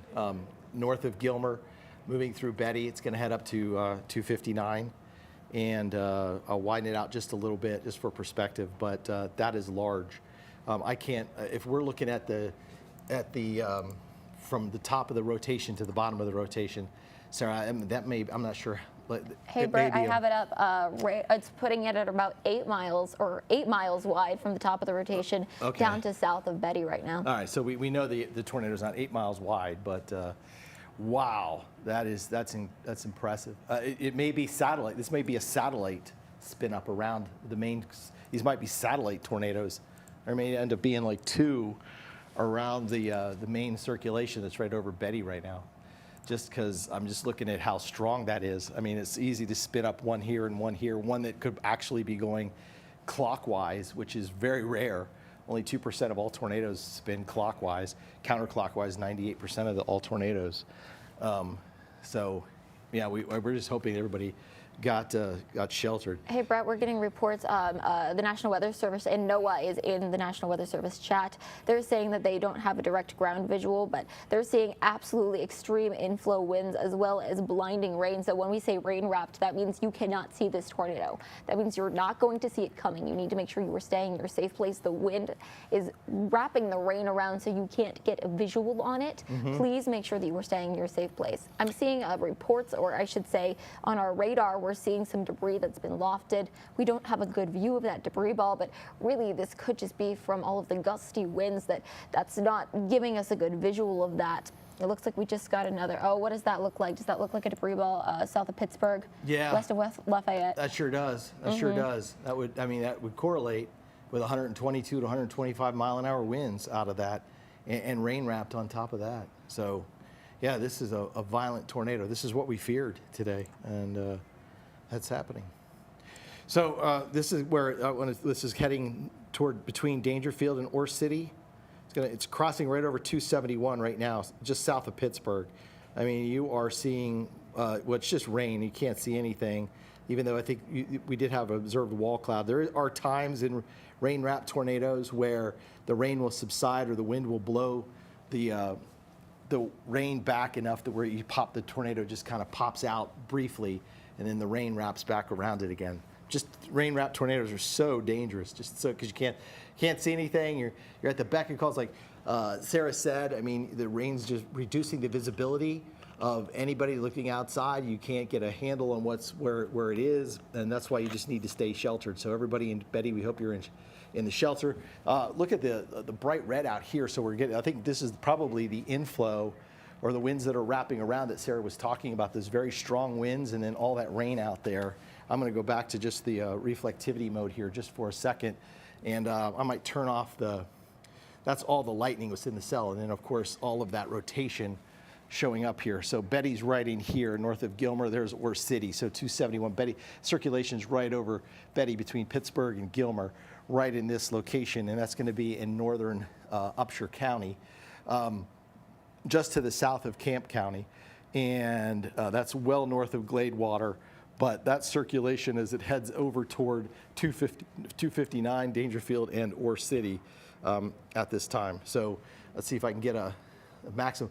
The wind impact on that is a 9, but we know that it's a higher tornado impact than what we're seeing there from our Titan indicator, and the flooding impact about a 4. So that circulation has just come up just a little bit. But I'm going to guess just based on, we're starting to hear some thunder here in Tyler. So maybe this has just come down a hair, just maybe, but it's hard to tell. That still looks like it looks like the part of that circulation's weakened just a little bit. But you're feeling the wind blowing into Ore City right now. Ore City's getting a tremendous amount of wind also, and rain and lightning. It moves over 271 away from Gilmer now and starts to move out toward southeastern Camp County. We have Camp, Morris, Titus, and Upshur County in that tornado warning till 5:30 for about 15 more minutes, but we'll widen it out a little bit, and you'll see that the path of the polygon would then take it into Cass County, and then would take it up into Titus, or I'm sorry, Titus and Morris County.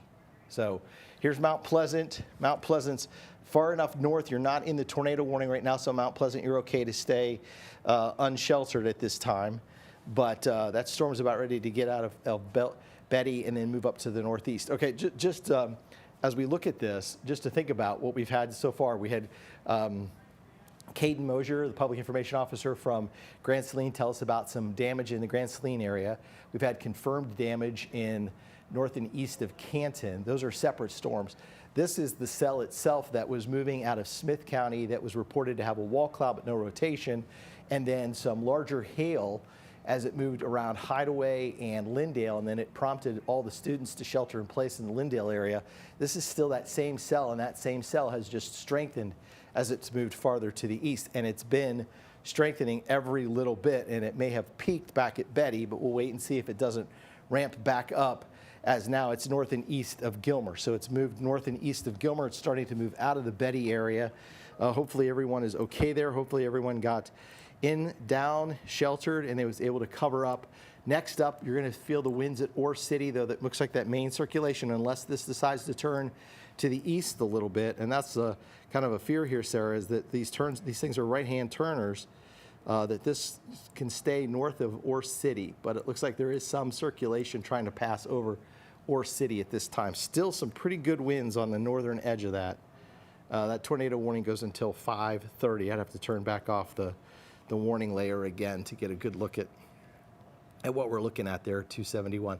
Are you looking at some hail there inside that storm? Yeah, I'm tracking. A little bit earlier, we were seeing around golf ball-sized hail from our radar estimates. I have gotten reports from the National Weather Service that there have been several large trees that have been snapped in Betty. That's just an indication of how intense these winds are, very strong, and if we start to see those going down, we could see some power lines. You are likely going to lose power, so make sure that you are conserving your battery on your phone as much as possible, and any other battery packs you might need. If you have some sort of battery that you have a charging cable or charging port, that would be good to have with you as well. Now, our hail is picking up. Now, we've seen reports of around hail up to about 1.25 inches. That puts us closer to the ping pong ball size, and it is certainly coming down in Betty and out toward Brumley. Now, real fast, I want to just widen this out. Lots of lightning with this storm. We have been seeing a bit of an intensification of the storm that's currently moving through Smith County and Cherokee County out toward Tyler and White House. There is a special weather statement out for that. We're seeing very gusty winds. Again, the potential for some hail. That is not quite as big of a concern as that tornado warning that we've been talking about for the past several, however long we've been on, but still make sure that you are staying cautious. I haven't seen any rotation down in that Smith County, Cherokee County cell. Well, maybe a little bit beginning to pop up toward Berryville, but nothing that is very organized in our area.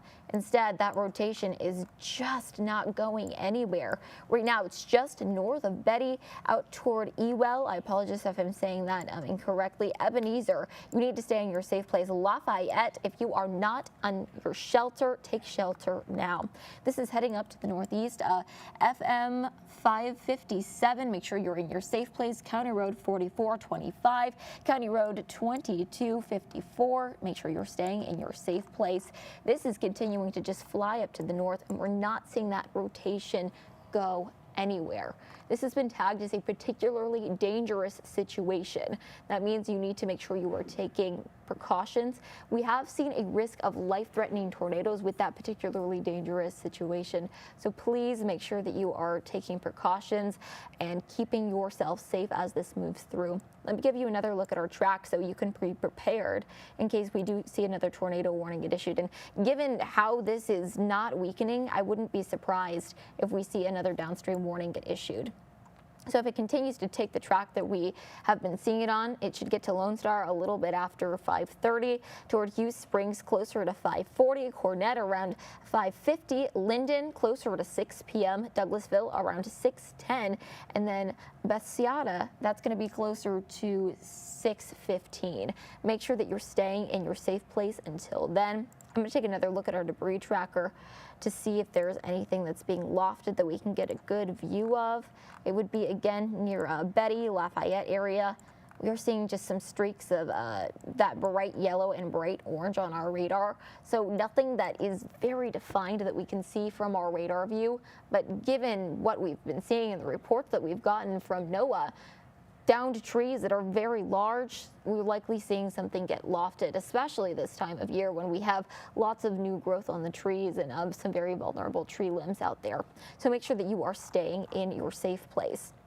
Now, we have gotten reports of several downed trees for other parts of the area. So in Grand Saline, I'm seeing that there was a downed tree. This was at FM 1255 and FM 773. In Linden, lots of rain coming down as well.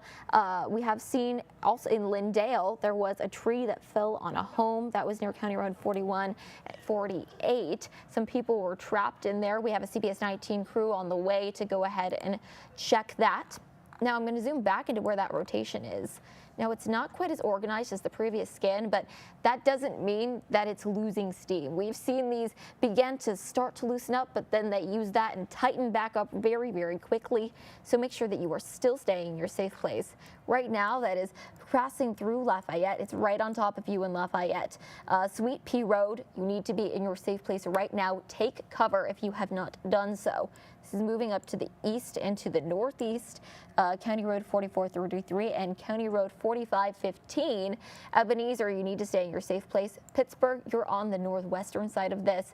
It will most likely come by and the center of rotation is going to clip you, but just make sure you are still staying in your safe place. Respect that polygon. The tornado warning is active all the way through 5:30, but there is a chance we see it get issued or get extended for areas up to the northeast. So make sure that you're staying weather aware and that you have two ways to receive weather information. One of them could be us here on CBS 19. It can be through your phone, through your TV, through your radio, but you need multiple methods. So we're not talking about different types of apps. We're talking about different methods in case you lose power, you can't access your TV, you don't have access to your radio or your phone dies. That way you can continue to get the latest. I'm going to go ahead and throw back on our hail track. All right, I'm seeing about 3 hail cores form right now. One out toward Gilmer, another toward Betty, and one just to the east of Betty. They're kind of splitting in two. Our radar estimates are putting that around $1/4 to $1/2 sized hail. That is pretty massive coming down. Not as big as we have seen before, but still make sure that you are staying in your safe place as this passes you by. Let's go ahead and look back at what we're seeing on our rotation. So I am still seeing some pretty significant hail cores out there. I'm turning our storm tracks off. It looks like, yeah, that might be trying to tighten back up over Lafayette. I mean, just look at that bright red and that bright green. Let me try to get a track on that for you guys, or I should say estimate from our radar on that for you guys. Now we're looking for gusty winds. Previously we were seeing around 70-mile-per-hour wind gusts. Gate-to-gate shear is dropping. Previously that was around 110, which puts us near an EF2 category.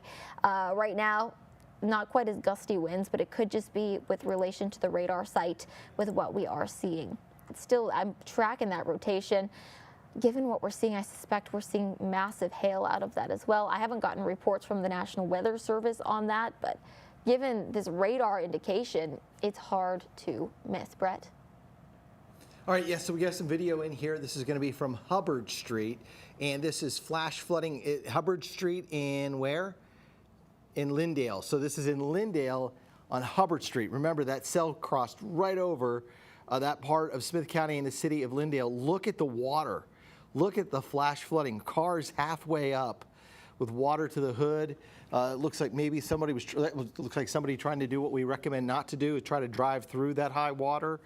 Just look at that. Hubbard Street, Lindale from Leslie Park. So appreciate that picture there. That's a great example of the heavy rain that goes along with this. All right, I want to come back to the radar image here. I have reflectivity, but then I have our scope on, and it looks like the image has jumped outside of the scope, believe it or not. So let me see if I can go catch up here. And just there it is. And that looks a little bit weaker, just a little bit weaker. but still the tornado warning going until 5:30. So we're waiting to see if there would be an extension. Perhaps the Weather Service seeing something in there. In this situation, they're probably using something called WARN-ON or WAFS. It's the WARN-ON forecast system. They don't use it very often. They'll use it in extreme weather situations. And remember, today we have the National Severe Storms Laboratory folks in town. And so if they're using WAFS or WARN-ON forecast system, it's giving them some short-term, very high-resolution data as to what the storms are going to do. So important when it comes to warning downstream on storms. And in today's situation, in today's setup, when the tornado watch was issued, it's likely why in some instances we saw the tornado warning issued for parts of Smith County when it was just radar indicated. So WAFS was telling the radar operators, I'm guessing at this, but just because I've had conversations with the National Weather Service in how they use WAFS, that they were seeing something that indicated to them that eventually this could become a bigger deal. And so they were warning on that. And then the same holds true for the storm as it moved across parts of Upshur County. There is a very good possibility they were seeing this thing is going to become, as Sarah pointed out, a particularly dangerous situation or a PDS tornado warning. So when it becomes a PDS tornado warning, then they know that there is considerable damage possible. So using all of those, and this is why what National Weather Service and everything that they have is so important to the safety of folks. And you know, there's an act in the Senate right now. We'll see how it's impacted, called the Tornado Act, that was introduced by Ted Cruz was a co-sponsor on it, but it was Chuck Grassley out of Mississippi that also issued. Introduce that act, and it's really to sort of look at the future of the National Weather Service, and that WARN-ON forecast system is one of those tools that the Weather Service would be allowed to use more often. It's a little costly to use it. They use it in special situations. Today would be one of those days. If it proves to save lives, it is well worth it. It's well worth any amount of money if you're saving lives. But the tornado warning ends right there in southeastern. It's going to be Morris County. Right? And so we're right to the edge of the tornado warning. It's still the Weather Service office out of Shreveport making the call there. So they have not extended it downstream yet. So perhaps they're waiting to get a little more data. Maybe they're doing another one of those WARN-ON forecast runs, and then we'd see this extended up into Cass County, okay? And then into Marion County. I'm going to widen it back, just want to widen it back out. That warning is about to expire, but we're only about 2 minutes away. We'll see. I can't imagine, Sarah, that just given this environment, that they would allow that to expire until it almost runs all the way into Arkansas or something. But here's maybe some good news with all of this situation. Notice how we don't have any individual cells out there. We now have what I thought would eventually happen, a large cluster of thunderstorms. So now, instead of one having all of this free air to feed off of, they all have to share the air. So as they share the air, they congeal into a large thunderstorm complex, which will then march to the east. Not to say there couldn't be a rain-wrapped tornado inside that, but the threat would come down just a little bit, though we're seeing some other, what we'd want to watch would be back here to the southwest toward Athens and Jacksonville, and any one of these cells that could possibly get going a little bit. But can you pull up the available energy, the convective available energy? They did. So Lone Star, you're in that tornado warning. This is parts of Bowie, Cass, Morris, and Titus County. Okay. Dangerfield, you're in that warning. Rocky Branch, Naples, Cookville, you're in that warning as well. Bryan's Mill, Douglasville, Bassett, that's not in Mount Pleasant. Rocky Branch, Dangerfield, for areas along Highway 259, you need to make sure you're in your safe place. Casson, Hughes Springs, that's all under that tornado warning today. All right, so that goes till 6:30, Bowie, Cass, Morris, Titus. So we're on the air now till 6:30. So CBS19 News, CBS National News would start at 5:30, but we would continue our coverage of our tornado warnings here in East Texas today to keep everybody safe. You can see there at the bottom of the screen, that's the circulation. Sarah's panning it up and zooming in here. It's just near Lone Star and Cedar Springs. Not as strong as it was when it went through Betty, but still worthy of a tornado warning to the northwest of Ore City right now. So Ore City is going to be in the clear. So Ore City, you're okay. The storm is going to pass north of you. I was going to look at the CAPE, or the convective available potential energy that was left over, because I saw something that was interesting to look at. And I'll pull it up here. All right, let's see if you can come over here to the big monitor. I'll show you what I'm talking about. So we had all this energy, thunderstorm energy today, that we were using, that the storms were using, right?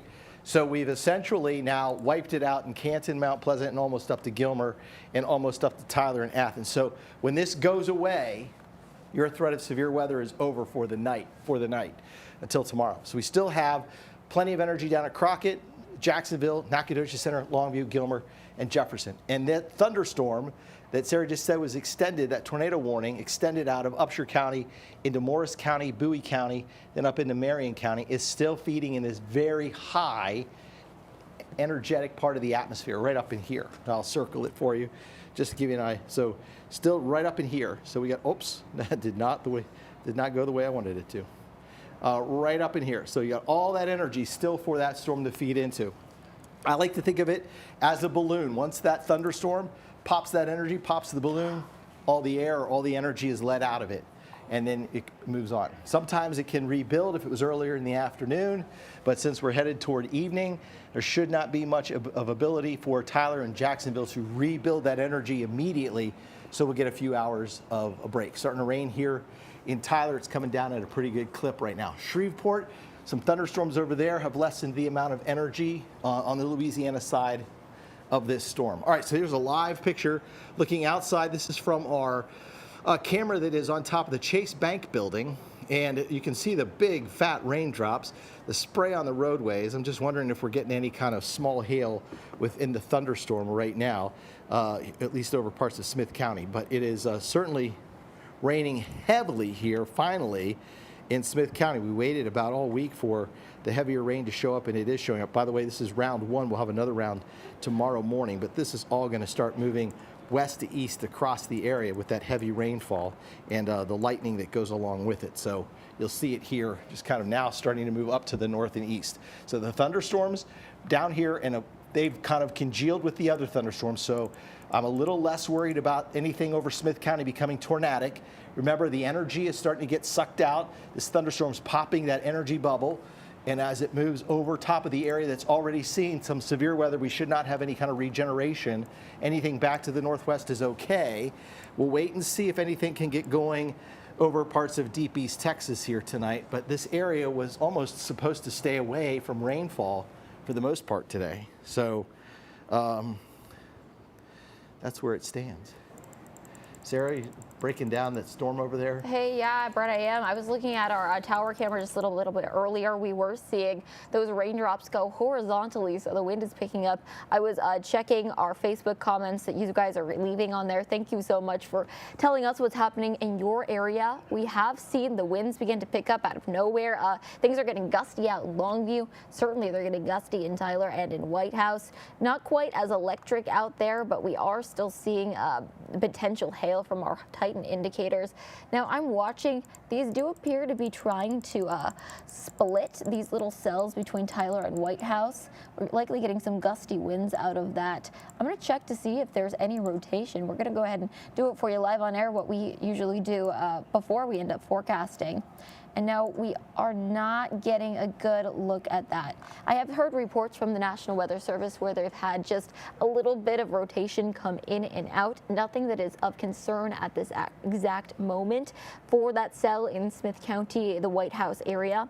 But still, that major concern is up to our northwest and northeast, where we're tracking that what is a particularly dangerous tornado out toward Lone Star. We have not had a confirmed tornado out of this, but I mean, given this radar signature, the National Weather Service is calling this a very large and a very dangerous tornado.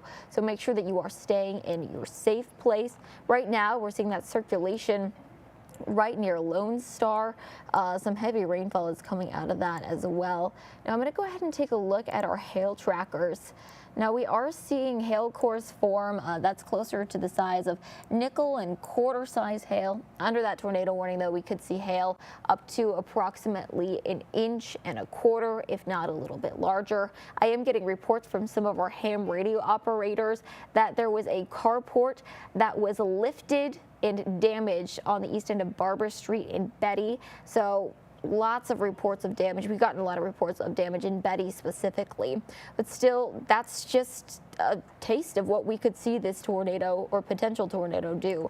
So right now, that rotation toward Long Star, it's toward Cedar Springs. Ebenezer, you're on the west end of this, so we're not seeing you in that center of circulation, but you still could get some very dangerous weather, so make sure you're staying in your safe place. Hughes Springs, this stops right around the Patman area. Still Patman, make sure you're staying in your safe place as this continues to move up to the northeast. Now we've been seeing these try to start to bend out to the right, so they're continuing to kind of do that curve lean thing. Let me go ahead and throw a track on this. Now we have seen these absolutely fly through East Texas. I'm going to do something a little different. I'm going to put it as a squall track for you. That way we can get a few more cities that may be impacted by this. Hey, while you do that, can I just steal this for just a second? Because I had done that on just the cone giving us starting on the narrow and then the wider view here. So Hughes Springs 546, Linden at 605. Douglasville about 6:15, Atlanta at 6:23, and Redwater at 6:32. Then Sarah's going to take a wider look here.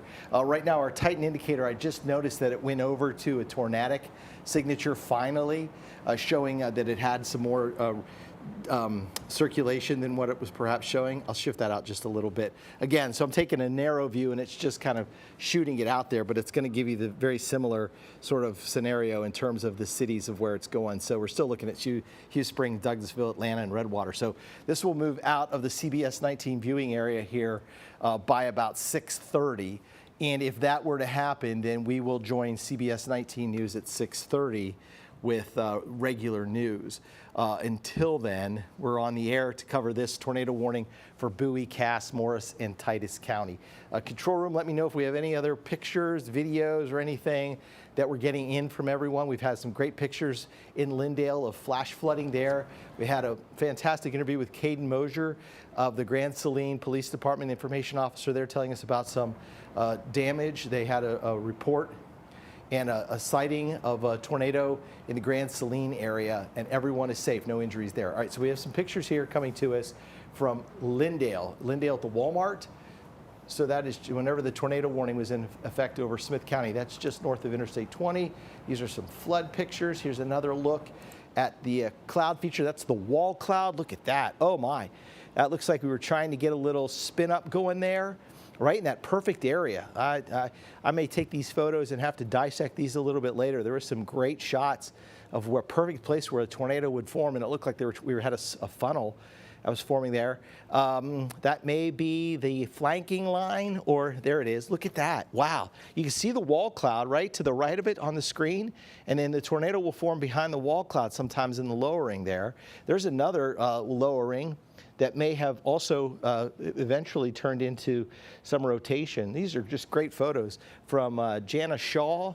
That's the photo from Jana Shaw. These are all great photos from Jana Shaw. This is just amazing to look at because this is moving over Lindale, and it just gives you an idea of the power of this storm. This is the same cell that eventually went up into Upshur County, and we think was a fairly large tornado. Sarah, I guess you got time for, you have the track on that storm? Hey, yeah, we actually got a new scan in just now that I wanted to show you. It is starting to tighten back up. So this rotation that we were tracking near Lone Star, it started to loosen ever so slightly, but we just got a new radar scan in, and I'm really not liking the look of this one. Toward Jenkins and Lone Star, we are seeing this couplet, so that's the bright red and the bright green that you're seeing on your screen. I'm trying to center it so you can see it a bit better there. That's where we're seeing some really tight rotation. This is beginning to strengthen back again. Let me give you a look on where we'll see that the gustiest winds Brett showed you was closer to the center of rotation, but still we could see damage anywhere along this line that I'm about to put up for you. This is moving at about 45 miles per hour up to our northeast. Hughes Springs, you should start to see that closer to 10:40, 6 o'clock out toward Cornett, toward Douglasville, closer to 6:25 if it continues to move in this direct line toward Redwater. That's closer to 6:50, and then beyond that it could get to Isla closer to 7 o'clock. I apologize if I pronounced your town incorrectly, but still make sure that you are staying in your safe place because this really does not look good out there. I keep checking our debris tracker and we haven't been getting a good view of the debris. Now, given what we already know about this system and the damage that has already been reported, there's likely lots of debris that's getting lifted. What I'm watching is this streak from Dangerfield all the way back to Mount Pleasant, where we're starting to see this pop up toward Dangerfield. There's likely some debris that is lofted up into the air. We're seeing the greens pop up on your screen. That's one of the most dangerous things about a tornado is it picks up debris and it just chucks it, and that's where we see a lot of the injuries happen. We have gotten reports of some trees that have been downed on a home in Linden. The family was still stuck inside, so make sure that you are staying safe and staying aware. Now, rain is really beginning to pick up here on a CBS19 studio. I want to give you a live look. We're seeing some horizontal rain flash through your screen. This is a live look over Broadway and Tyler looking north. Not a tornado warning here, but very gusty winds and very heavy rainfall. I just saw a flash of lightning come our way. So lots of weather is happening today. Really, though, that the most concerning thing is that tornado warning, which is still active for areas up to our north. That's out toward Bowie, toward, oh, did we just get that extended? Is that what I'm seeing out there, Brett? We may have just gotten that tornado warning extended out of Bowie County. It still says till 6:30. Oh, I see. It was picking up on the Oklahoma storm.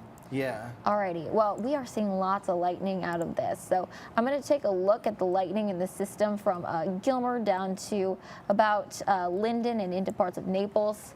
I bet we're seeing close to, yeah, around 1,600 strikes in just the last 15 minutes. So not only are we dealing with hail, we're also dealing with gusty winds, a tornado, and a very lightning-heavy storm. You want to make sure that you're staying inside and staying in your safe place. This has been tagged as a particularly dangerous situation, so you need to make sure that you are staying inside. Now, I'm taking a look just at our straight velocity. Usually we use this to look at how gusty the winds are rather than a tornado spin, but just look at those gusty winds. You can even see the spin very well on just our straight velocity tracker. Let me take a look back at our relative velocity. This gives us a look at the spin in there. Yeah, Brett, I'm really not liking the look of that over Lone Star. Yeah, and if we come back over here to the big weather, the big wall, we've got maybe some debris here close to Lone Star. It's just kind of the purple area. That's solid rain. You might have some hail back here toward Dangerfield, and now we got this green here. So that got lofted out from Lone Star toward Texas 49. So I know that's toward the edge, but we may have some some debris that's being lofted up northeast of Lone Star. It's kind of sporadic. Remember, again, it's raining pretty hard, so it's tough to point out a couple of areas. Here's one. Maybe back here to the northwest, we've got a little bit more. I'll just actually put that other circle. There could just be these could be tree limbs, dirt, anything getting thrown up in the air out of the storm system. Because when you look back at the velocity signature that Sarah just talked about, I mean, you're talking about a pretty wicked-looking velocity signature, again, just north of Lone Star. So if there's debris being lofted up into the clouds here, that would make sense of that very strong circulation that's moving over 259 right now. And as Sarah pointed out, it had strengthened, it had gotten a little bit weaker, but it's re-strengthened a little bit. So this is going to be Texas 11. So it's moving closer to Texas 11 across 259. It looks like it's going to stay north of Avenger because the tornado warning itself is also going to be, the polygon itself is going to lay outside of that area. So you can see that the storm itself is kind of hugging the southeastern part of the cell right there with that strong updraft. All right, flip back over to to Max 1, I'll go back over to the wall so we can kind of get a closer look on this, what Sarah was pointed out here. So right there, you've got a tornado, at least in our Titan indicator, and then we've got that bright yellow. Okay, so it just moved up into Hughes Springs. So sometimes this Titan indicator can be a little bit ahead of the radar echo. So Hughes Springs, you need to be in your safe place right now. Patman also needs to be in the safe place at this time. So Patman in the safe place. Hughes Springs, I'm going to, it looks like that has come down just a little bit. So Hughes Springs, I'll turn off the storm track and point out, I got this a little bit too far to the south here, but right in here is the circulation. So we're getting strong, what we would call folding back into the storm. So the radar, these are winds going away from radar in Shreveport, right? So instead of them just continuing, they're wrapping back toward the radar site. And then the green area going toward the radar site is just kind of in here. So that tornado may be back on the ground, rain wrapped, of course, south and east of Dangerfield near Patman. And that warning goes until 6:30. This is Bowie, Cass, Morris, and Titus County. It's just the southeastern. This is Morris County. Here's Dangerfield. So it's just the southeastern part of Morris County. It's really not going to be a large chunk of Morris County, and Titus County's just barely in it also currently. And then we get into Morris and in Cass County. But we have about 45 minutes still to go on this warning as it continues working its way northeastward. And that rotation looks fairly strong. Let me sample the winds inside there and see what we've got going on. We'll have to turn off the tornado warning. Remember, the tornado warning goes till 6:30. So Lone Star, it's a little wider, but 61 mile an hour velocity going away. So fairly weak. If we're getting anything, it's probably a rotating supercell. I'm not sure that it's in contact with the ground unless we're getting some visual confirmation, but certainly worthy of the tornado warning. That's Grand Saline damage. We're going to get some video here. This is Grand Saline damage. This is live. Is this going to be from WFAA or is this from WFAA, the ABC affiliate and our sister station out of Dallas? So they are saying, remember we talked to Caden Mosier, Public Information Officer with Grand Saline Police Department. He said there were numerous trees down. There was some damage to some structures over there, to homes. And so we're seeing some of that now from WFAA in Dallas as they are on scene of some damage being cleaned up in the Grand Saline area out to the west. That was about 3 or 3:30 this afternoon, I think 3 o'clock this afternoon when they first heard reports of some damage out there. And we were tracking that live on air here on CBS19 with tornado warnings that started well out to the west, and now they've kind of tracked up here to the northeast. We're about, let's say, 6:30 to 7 o'clock. This is going to likely take about the time frame that we thought, and that 2 to 7 would be the peak time, or 3 to 7 for the peak time for the severe weather. And it could extend in terms of heavy rainfall and other thunderstorms up until about 9 or 10 o'clock tonight. But the peak of it, meaning that most of the warnings that we're going to get, we're going to occur in the middle part of the afternoon. All right, so that storm looks, unless it's fallen up underneath there, it has it. I was hoping it would have weakened just a little bit, but it's southeast of Dangerfield now. So this one's kind of turned back to the left just a little bit and still showing some strong inflow winds wrapping into the storm. And then we're still getting some, looks like it's a little bit wider. It's not right next to each other like it was about an hour ago when it was moving through the Betty area just north of Gilmer. So right in there, some strong winds. You're getting some strong winds wrapping back in from the west back to the east. So still a signature that would be indicative of a tornado, but again, it is rain wrapped. So if we would show you on the reflectivity, but you can't see it. It's embedded in heavy rain and lightning. You saw how much lightning was also within that cell. Sarah, that looks like a little bit of maybe a debris? I think we're getting some debris that's from Dangerfield, from Rocky Branch. What you're seeing for specifically those like pixels that are on the green end of things, I suspect that that's some sort of larger debris that's getting lofted. Make sure you're staying in your safe place, because given what we've been seeing out of this, there have been reports of some pretty large trees that have been snapped, as well as a carport that has been lifted.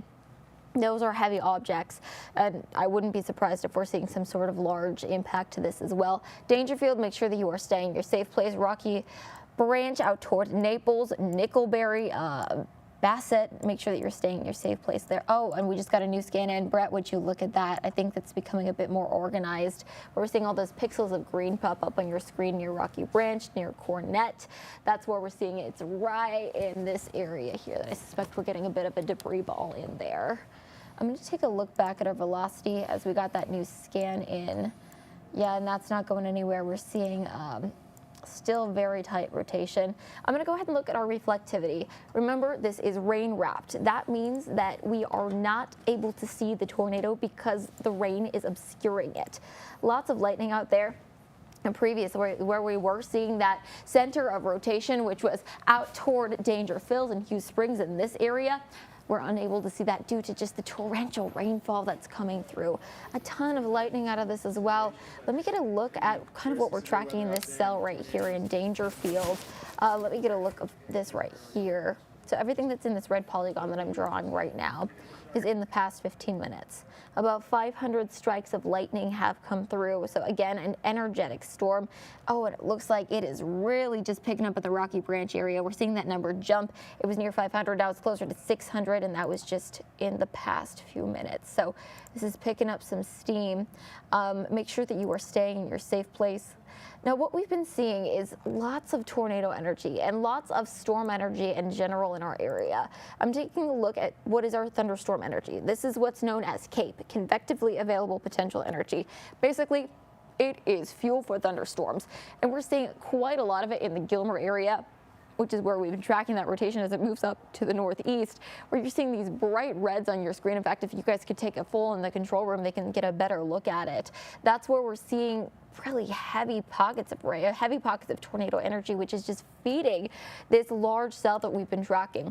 Once again, a particularly dangerous situation is what we've been tagged as. That's something the National Weather Service tends to hold off on unless it is something that is life-threatening. So make sure you're staying weather aware. I'm getting word in that we have some video from Lindale from Jared Macias. Thanks so much for sending us this, Jared. It looks like there's something coming down. I was told that there were tornado sirens that were going off. We had to take the sound off of that for legal purposes, but we have gotten reports of a confirmed tornado out there. Oh, and look at that one. Wow, that looks like it might be a wedge tornado. Those ones are very wide and very violent. Thank you so much for sending this, Jared. Make sure that you're staying safe. Now, this was a little bit ago. Things are a little bit clearer in Linden, was this Linden or Lindale? In Lindale. All right, in Lindale right now. Really, though, the worst of that tornado is out to the Dangerfield area. We've been tracking this cell for quite some time, and it is continuing to track up to the northeast. Right now, it's just to the east of Dangerfield, but it's heading out toward Douglasville, and it is just flying. Let me throw a track on it because I want to give you as much leeway as we possibly can to get to your safe place. Remember, your safe place is the most interior room at the lowest level of the building. I've said it once. I'm going to say it as many times as it takes to get through the day today. So I'm out toward Douglasville. That should get to you closer to 6:30. Toward Texarkana, if it continues to hold, it would get there closer to 7:30. You can find your city on the top left-hand corner of the screen up there. So you need to make sure that you are staying in your safe place if you are under that tornado warning. Now I'm going to take a wider look because we've been hearing lots of rain come down for parts of Smith County as well as areas along and north of I-20. Let me get a look at our reflectivity here. Now you're going to see lots of lightning. I'm going to turn off our Titan indicator so we can get a better look. Heavy rain in Tyler, Gilmer, Mount Pleasant, out toward Linden. I believe we have a rain rate tracker on here somewhere. Let me get a check of the last, this is the last 2 hours, I believe, of rainfall, or this is the last 12 hours. It's going to take a second to load in there, but we have gotten reports of flooding for areas in East Texas. Out towards Sulphur Springs, I saw pictures where the flood had completely covered some of the roads downtown. Out near the Ozarka and Blue Trident area in Hawkins. Lots of flooding reported out there. We have one of our CBS19 crew. This is a live look from our 19 on scene unit in Lindale. That's where we're seeing some heavy pockets of rain come through. Our Robert De La Garza is out there to bring you the latest. I'm seeing some pockets of rain come through, a very cloudy sky, a little bit slick on the roadways. I'm not seeing any standing water where we are right now, but really it doesn't take much. The big deal with this is when you see flooding, you don't know how deep it is, so your car can get swept away. It takes about 3 feet of water to wash away a vehicle, even something large like an SUV or a truck, so you want to make sure that you are staying cautious out there. Also, with rain like this, it's going to reduce your visibility, and if there's water on the roadways, if you go very fast, it's going to get kicked up behind you, or if you're behind a car that's kicking up that water, that will drop your visibility even more. And if you drive into floodwaters, that's not going to be a good situation for you. Now let's switch back over to our radar. Radar estimates are putting rain totals over 4 inches for some areas. That's this stretch from Mineola down to parts of I-20 where you're seeing the red pop up on your screen. Canton picking up over 4 inches from our radar estimates. Really, the rain just pounded down across western portions of East Texas. That's stretching toward I-30 and all the way toward the Oklahoma border. So make sure that you are staying weather aware. We have seen a few flash flood warnings get issued. Those are for the purple polygons on your screen. Right now, one is currently active for northwestern parts of Smith County into Lindale and into Mineola. We're getting new video in from Lindale right now, I'm being told. Kylie Hainsley just sent this to us. Oh, wow, Kylie, this is a great shot. Thank you for sharing this with us. You can see lightning. It looks like something is touching down it, but this is another view of that likely tornado that passed through. Thank you for sharing this with us, Kylie. Now, we have seen, oh, yeah, look at that. That looks like it's making contact with the ground. So you want to make sure that you are staying in your safe place. Again, we do not have a tornado warning in effect for Lindale. There is one, though, up to our northwest.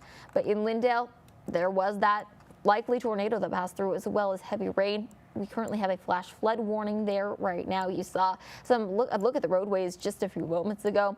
Another flash flood warning for areas toward Harvard, toward Pittsburgh, toward Brumley, and all the way up toward Mount Pleasant and Argo. We are expecting significant rainfall there over the next little bit. Be aware of any roadways. Really, I would recommend staying off of the roads until the storm passes you by, and limiting travel as much as you possibly can, because it is getting pretty dicey out there. I'm going to give you another look at that tornado warning that we've been tracking right now toward Hughes Springs. That's where we're seeing the center of rotation. I'm going to toss things over to our chief meteorologist, Brett Anthony, for an update on the latest. Wow, that is some rotation up there to the northeast. That's heading into Cass County. I wanted to bring you up to date on the southern extent of this cell, just because we have a thunderstorm north and west of Tyler. This is all sweeping eastward over toward White House. And then we have this curious inflow here and a flanking line of thunderstorms that's moved across Lake Palestine over toward just east of Moore Station, headed up toward White House. And so there was a little bit of rotation in here, just a little bit. And it's still heading into an area that is untapped. So there's some energy out here in eastern Smith County into western Gregg County and western Rusk County. So I would say we're just because we've had thunderstorms, because we've gotten rid of a lot of the energy, and because most of the thunderstorms are way up to the north, and there's no lightning here right now, and there are a couple cells down by Frankston. I'll watch this carefully. The lightning's trying to increase on the northwest side of Tyler. Heavy rainfall is something else that we'll have to be concerned about. We were just hearing about seeing some of the video down on the streets of Tyler of some very heavy rainfall that was possibly, causing some street flooding and things of that nature. Nothing too serious, but just a little bit. And I just want to look at the wind inside that storm toward White House and toward Tyler, and there's just, right now, everything's okay. It just looks like, but I'll put this into motion and you'll see what I mean. This is just kind of the way it's moving from the southwest to the northeast. Just a tad bit concerning, because when we have trouble in East Texas with a cell, it's when it's moving kind of in that direction. And it could be termed, not technically what I would like to call, or storm chasers would call, a tail end Charlie, but it's down here on the tail end right? And so sometimes when there's a line of thunderstorms, you'll get a little spin up on the end of that, and a lot of chasers will refer to that as a tail end Charlie. So I don't see that occurring right now, but worthy of a watch. Or keeping an eye on it. I need to go back and see where we are with the tornado watch right now that's in effect, because we have to see if any counties have been cleared from it, and I don't know for sure. Sarah, can you get that up and then kind of get us caught up to date? They did cancel the tornado watch. So once again, that's not a warning. Tornado watch means that it could happen. Tornado warning means that it is happening. That watch, let me see if I can pull it up for you guys here. It may just take just a second, but several of our counties were cleared.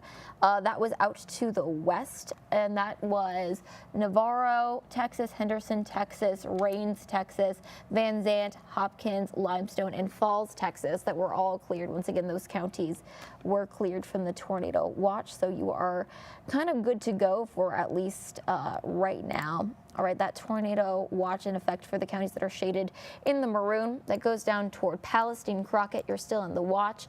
Nacogdoches, Rusk County, St. Augustine County, Shelby County. That goes through 9 p.m. and does include parts of the Shreveport and Louisiana area. It stretches all the way out, though, toward Bryan and College Station.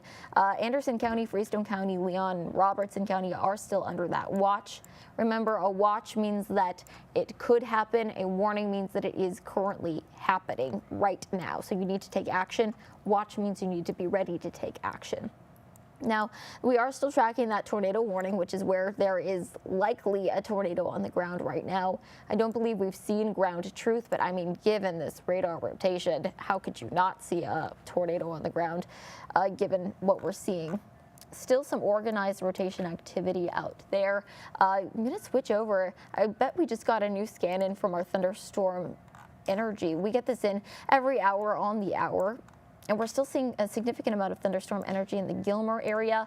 But I'm watching, though, those cells that Brett was just talking about that are moving through parts of Smith County. There is still a bit of tornado energy kind of through the southern, or I should say thunderstorm energy, through the southern portion of Smith County there toward Coffee City and even into Longview. If we have these little cells continuing to push through, there is a chance we could see them continue to try to strengthen, maybe even spin up something. Remember, we are seeing a level 3 and a level 4 risk of East Texas, of severe weather, I should say, along and north of I-20. That's from the Storm Prediction Center out there. So make sure that you are staying weather aware. It looks like we are seeing some lightning begin to bubble up along I-20, north of Tyler Pounds and south of Lindale. Lots of electricity for this system. Now, where we're seeing the bulk of the lightning is still where that tornado warning is in effect. Really, that is the core of the storm at this point. So make sure that you are staying weather aware. Now, I'm going to take a wider look for everything that we're seeing across East Texas. And let me just turn our watches and warnings off. That way we can see how this is going to move. You can see how it's kind of trying to build and it's getting flat right here. This is likely where we're seeing our front. That's what's causing it. The stationary front that's been meandering back and forth. It's going to run along the front and continue to try to push up to the northeast. Right now it has its sights set on Texarkana, but it could begin to meander out toward the Jefferson and Longview area. I mean, we've seen it continue to just kind of make its way through East Texas very, very slowly. But again, that is something that could still bring us severe weather through the rest of the evening. Now, when I was forecasting earlier today, we're still tracking that tornado energy until around 10 p.m. tonight. So we're not going to be out of the woods until then. We're getting new video in. This is from Josh Daniels. And Jesus, where is this from? This is from Bullard a little bit earlier, closer to 5:30 today. Lots of stormy clouds out there. It's hard to tell, but that may even be a shelf cloud. Brett, do you think that's a wall cloud hovering right on the bottom of the screen there? We have to wait for it to zoom back out, but it looks like something. Yeah, it looks like. I can't tell from right there if it's, that was at 5:30. 5:30 in Bullard. I suspect it was probably a shelf cloud, given what we were seeing on radar at that time. Yeah, you can see a lot of those scary-looking SLCs hanging off the bottom, a little rising scud into it. Those little appendages, that darker area on the bottom of that, those are not little tornadoes. Those are just, remember, there's a ton of, I don't know if you can, here, I guess we're up here. See these little things? Those aren't tornadoes. So remember how low the base of the clouds they were today? They were like a couple thousand feet, maybe a couple hundred feet. So all that moisture all that moisture rises, it cools, it condenses. And as it condenses, it turns into these little rising scud clouds. So yeah, overall, yeah, there could be, I'd need a wider perspective to know if it was a shelf cloud. It could have been based on the radar image that went through Smith County, but I'd need a wider view to really totally confirm that for sure. But yeah, scary looking clouds for sure out there, and still that little tornado warning going into Cass County. That is technically going to be outside of our coverage area, but we're going to stay on the air till 6:30. And then at 6:30, we'll pick up with CBS19 News at 6:30. We'd be on the air right now with CBS19 News at 6. So all we're going to do is just essentially bring you a half hour of weather coverage as we get rid of this final tornado warning in Bowie, Cass, and Morris County. Morris County, we have folks who watch up there in the Dangerfield area, so we want to make sure that they are protected. Also have some folks who watch up around the Linden area over toward Douglasville. We'll hear from them every once in a while, so we'll keep you protected. Again, you can always listen to us with our radio partners. We've got 106.5 Jack FM, our Kicks 105.7, 103.7, The Ranch, La Invasora 96.7. We are tracking these tornado warnings in East Texas and have been doing so all afternoon on our streaming channel, CBS 19 Plus, of course, here over the air. When there are tornado warnings, if there's not tornado warnings, what we'll technically or typically do is go to our streaming channel, CBS 19 Plus, our Facebook page, and then our YouTube channel also, so you can follow along there. The YouTube page will take all kinds of questions and comments, even on the YouTube channel. If you can comment, I'd say go ahead. We'll answer questions there. On the stream, it's just really easy. You have the app. You pop on the stream. You're watching us. If you've got a Roku TV, put it on the stream and you're watching us. So, you know, if you have one of those other type of services where it rains really hard, you get what's called rain fade and you can't see your signal.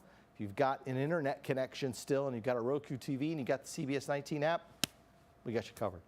There's still some rain down in parts of outside of the tornado warning, but right now, that a couple times we've seen this pop up, and that is an indication of what we call a TVS, or a tornadic vortex signature. We haven't seen a lot of those today. This is a medium strength one. So maybe, I think a lot of this has been because we've been rain wrapped. This purple area here is a flash flood warning. So Camp County, city of Pittsburgh, is in a flash flood warning. By the way, that flash flood warning goes all the way back into Wood and parts of Smith County, where, if you were watching Sarah just a little bit ago, there were some reports of 4-inch-an-hour rainfall rates coming out of some of these cells. So tremendous amounts of rainfall just dumped in a short period of time. I was looking at 2-inch-an-hour rainfall in an hour. Think of it, if it rains for the whole hour, you'd get 2 inches of rainfall. But we're seeing 2 inches or 4 inches of rain in like a half hour's time because these storms are moving so fast. So Linden right now, you're going to want to, you're okay, you're outside of the polygon, but Douglasville, you want to be in your safe place currently. These winds here are likely blowing up at about 60, 70 miles an hour, and they are winds that are blowing into the whole thunderstorm. And now it's just dropped below that tornadic vortex signature and has now just strengthened. We got a little strong updraft. There's probably some hail in there. We've seen bouts of hail all afternoon in the order of golf ball size. I think the biggest hailstones we've seen are about golf ball size. We haven't really gotten any kind of hen egg size or tennis ball or anything larger than that. And that was one of the threats today, was extremely large hail, but the tornado threat and the long track strong tornado threat was certainly higher than anything else. And so we've seen that. We've seen some stronger tornadoes. We've heard reports of the Ozarko bottling plants up near Hawkins getting hit again, second time in a decade. So they've been hit with tornado damage. There was that very strong signature around the Betty area. We're waiting to see confirmation if there is some damage there. We've heard reports of damage, Grand Saline area, 4 miles northeast of Canson, so in Van Zant County. So there's damage out there from these storms, and they continue to move their way, at least moving out of the area. Still some energy left over, still some thunderstorms down here to the southeast, but the winds right now around Gilmer look benign, and the energy at Gilmer is also kind of coming down a little bit. We're waiting to kind of suck some of the energy out of the air around Tyler and Jacksonville and Henderson and sort of peel back that tornado watch that's in effect until 9 o'clock. If you think about it, we only have about 3 more hours to go with the tornado watch, and then we're done for tonight. But I got to tell you, we'll talk probably more about this at 6:30. Tomorrow morning, 4:30 to about 5 a.m. until about 9 a.m., there's going to be a line of thunderstorms from Greenville down to Canton to Athens that are it's going to move to the east. It'll race through Tyler probably 6:30 or 7 o'clock through Longview at about 8 o'clock, and it's going to be over in Louisiana by 9 o'clock. The leading edge of that could have wind speeds in excess of 60 miles an hour, and maybe some sporadic pockets of hail, possibly a spin up. And then tomorrow afternoon in Deep East Texas, we'll probably have one more chance to see a couple of spin ups. So we'll try to keep us on top of this as much as we can tomorrow. Flash flood warning till 7:15. That's going to be southern Wood County, northwest half of Smith County, western half of Upshur County. Then that flash flood warning goes on up into Camp County and up into Morris, Titus, and I believe a piece of Franklin County. And that'll go until later on tonight. That's where we saw the heavy rainfall. This is where we've seen the pictures of flooding in Lindale. If we have that video again or those pictures, we can pop those back up just to give you an idea of why Lindale and parts of northwest Smith County are in a flash flood warning. When you see these photos, you'll know why. The rain came down too fast, too furious, and just flooded a lot of the streets up there. When you get something like that, you got to wait for the water to come on down. And then there's this photo from Kylie Hamsley. This is video. Wow, this is impressive. Okay, look right there. That looks like there's something trying to rotate around the wall cloud. Look at the rotation. It looks like we're spiraling inward. This is a fantastic shot here with this little kind of satellite cloud here, maybe trying to be pulled into it. Look at all the lightning. So there's a great structure on this storm.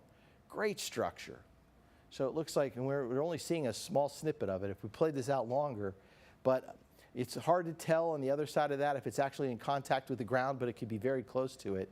But just see how it keeps running back and forth, that little satellite out there, the wind wrapping in the updraft. Oh, man, fantastic. Inflow probably coming in here. All right, we're going to get a shot here from Bullard. This is a better shot from Bullard.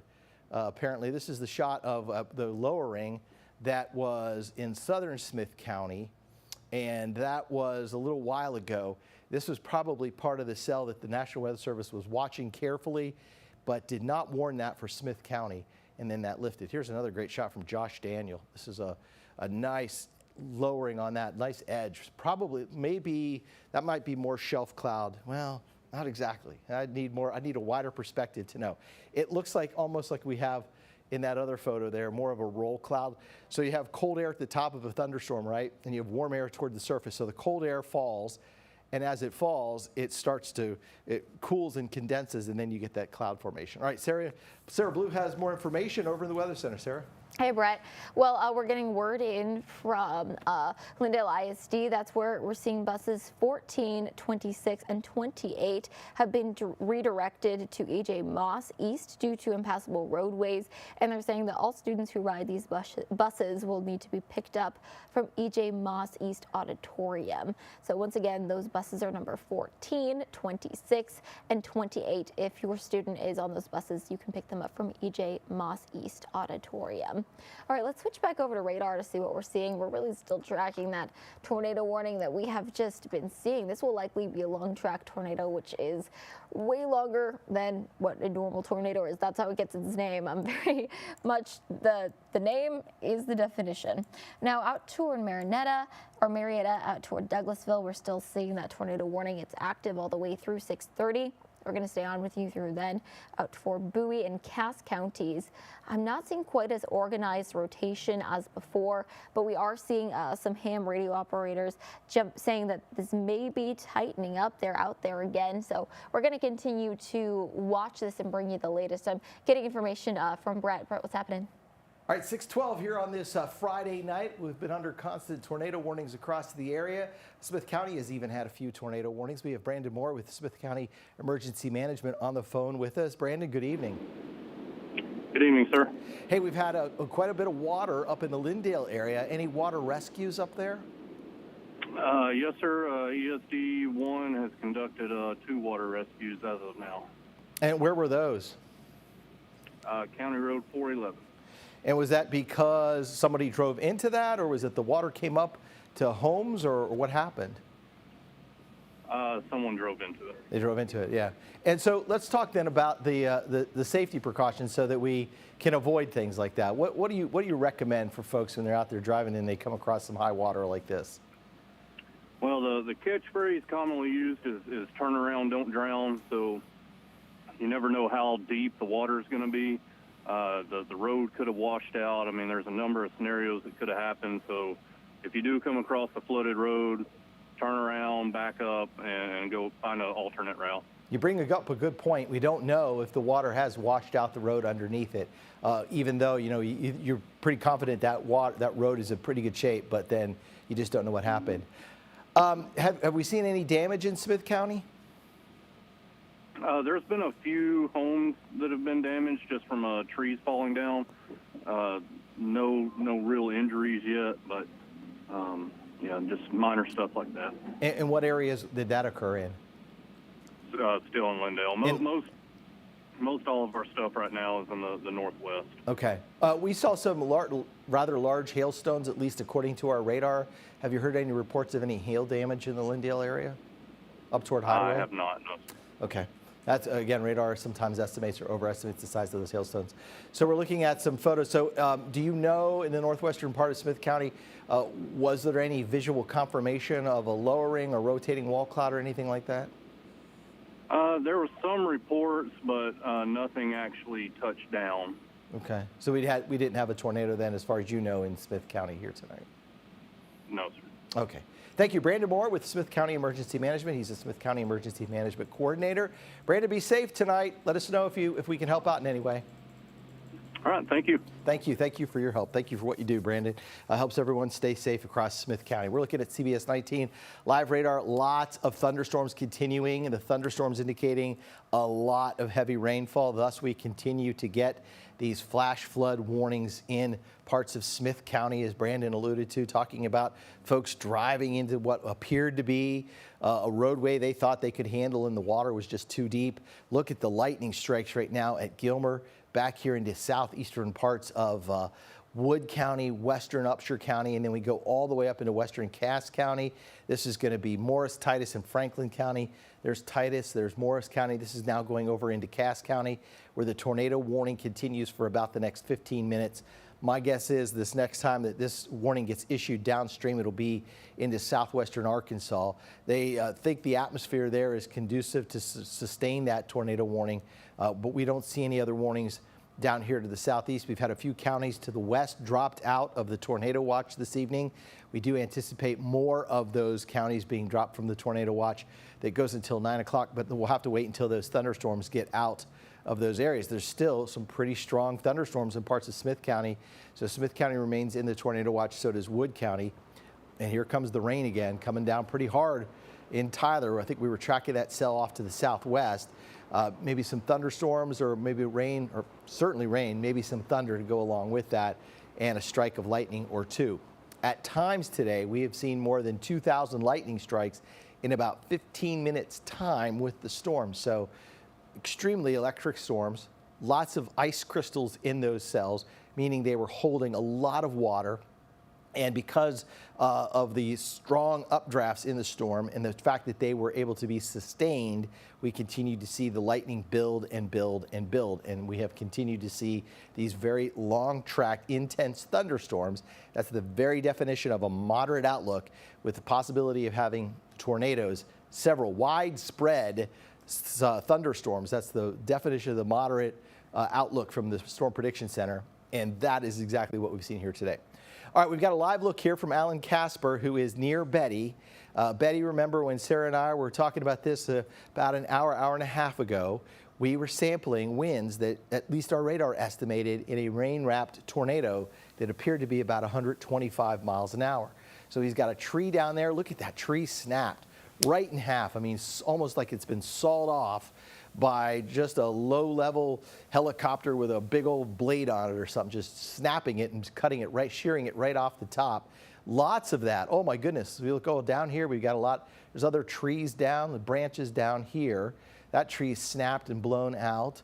There's some cars driving back. You can see the debris on the road. It looks like there might be a tree there at the side of the road, or at least some branches down on the side of the road. Again, this is a live look from near Betty in Upshur County. Alan Casper out there, and the violent lightning continues. Here comes a car in the opposite direction with the water over the roadways, or at least ponding on the roadways. So there's still some wind, residual winds left over.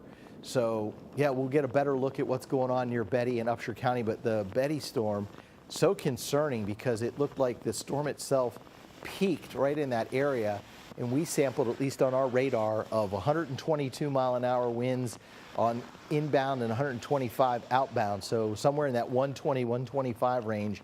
If in fact the storm prediction or the National Weather Service does a survey and finds winds of that caliber, then we're talking about a EF2 tornado, and that would also fall in line with the moderate outlook and the enhanced tornado risk also here today.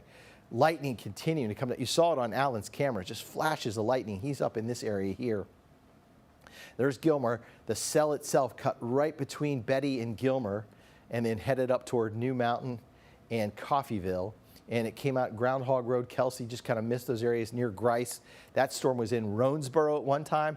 So it was in Roansboro, headed toward Grice, and then made almost a west-to-east beeline right up toward Betty. And then that storm now has moved all the way into Cass County. So we'll be able to track it. We'll go back when this is all said and done. I'll be able to go back over the data and pull up that whole track of the cell itself, and we'll follow it along and be able to bring you an update on that at some point here in the coming days. But we continue with the tornado warning for Bowie and Cass County now for about 11 more minutes, and then we will join CBS 19 News at 6:30. Still raining here in Smith County. We have an extension of the rain, a couple showers, maybe a thunderstorm down into western parts of Houston County. I had some questions on the Facebook page earlier today. What about Houston County? What about Crockett? I thought there'd be a cell down there. There was some indications we get a renegade or rogue cell across parts of southern Cherokee County or Houston County. We're kind of seeing that, but thankfully it is not as strong as some of the modeling data had pointed out. So when you see that, and the reason I'll go back and I'll back up here just a little bit. So the last time that we had a moderate risk, or moderate outlook in East Texas was back in March of 2023. On that day, we had 10 tornado reports, and they were essentially in the same area. We had, I think, Hughes Springs, I believe, got hit. We had tornado warnings in Franklin County, and we had, I believe, somewhere in either Wood or Upshur. But we also had one cell down in Nacogdoches County that created a tornado warning that day. So that was the rogue cell. So when I saw that on some of the modeling data, this rogue cell moving across deep East Texas, and especially when it's moving across these areas, either an enhanced or slight risk, there's always that potential that that cell could have been a spin-up tornado. We haven't seen that yet today. That's certainly good news. So it just hasn't tapped into that environment. All the energy has been really up here in this enhanced and moderate risk. So level 3 in the orange, level 4 in the red or pink areas there around Gilmer and Jefferson. So the strongest tornadoes have tracked right in those areas where we were talking about. All right, we got a live picture here from flooding in Lindale. This is going to be FM 849 tier near toll 49, and you can see the road over the road, water over the road. And I said that and I got a little distracted because is that a driver trying to come across that deep water? 2 cars. This is exactly what Brandon Moore was talking about, not trying. So let's say that water gets up to his engine block and just kind of shuts down the car. Or he thinks he can make it. Or secondly, let's say that water washed away that roadway and it's a lot deeper than what you anticipate. So that's why we say turn around, don't drown. I know that sounds like a cliche, and it's probably an overused statement, but it's probably the most effective way to try to avoid trying to drive through deep water. And as we get through, I don't know how long this will take. This is one of the reasons we have flash flood warnings in Smith County. And you can see that flash flood warning goes all the way back into Lindale, and then of course up into Wood and Upshur County. Up toward Marion County, still getting a little bit of rotation on the back end of this stronger rotation, which is now to a severe thunderstorm warning at 7 o'clock. So the tornado warning has been allowed to expire. So we have about 6.5 minutes to go. We'll join CBS 19 News at 6:30 here, coming up with Brennan Gurley. And of course, we'll have an update on the day's news and what's happened so far today and the damage, several reports across the city. I'll update the forecast. We have one more round of perhaps strong or severe thunderstorms coming our way tomorrow. This is a little curious couplet down here northeast of Gilmer that has just shown up. There's still a lot of lightning there, still a lot of energy in the atmosphere. That's headed towards Cedar Springs. So another little couplet kind of popping up here, little rotation. It's not super strong, but it's trying to tighten up a little bit and get a little bit stronger. That was probably moving out towards Cedar Springs and eventually Linden and Hughes Springs and maybe across northwestern parts of Marion County.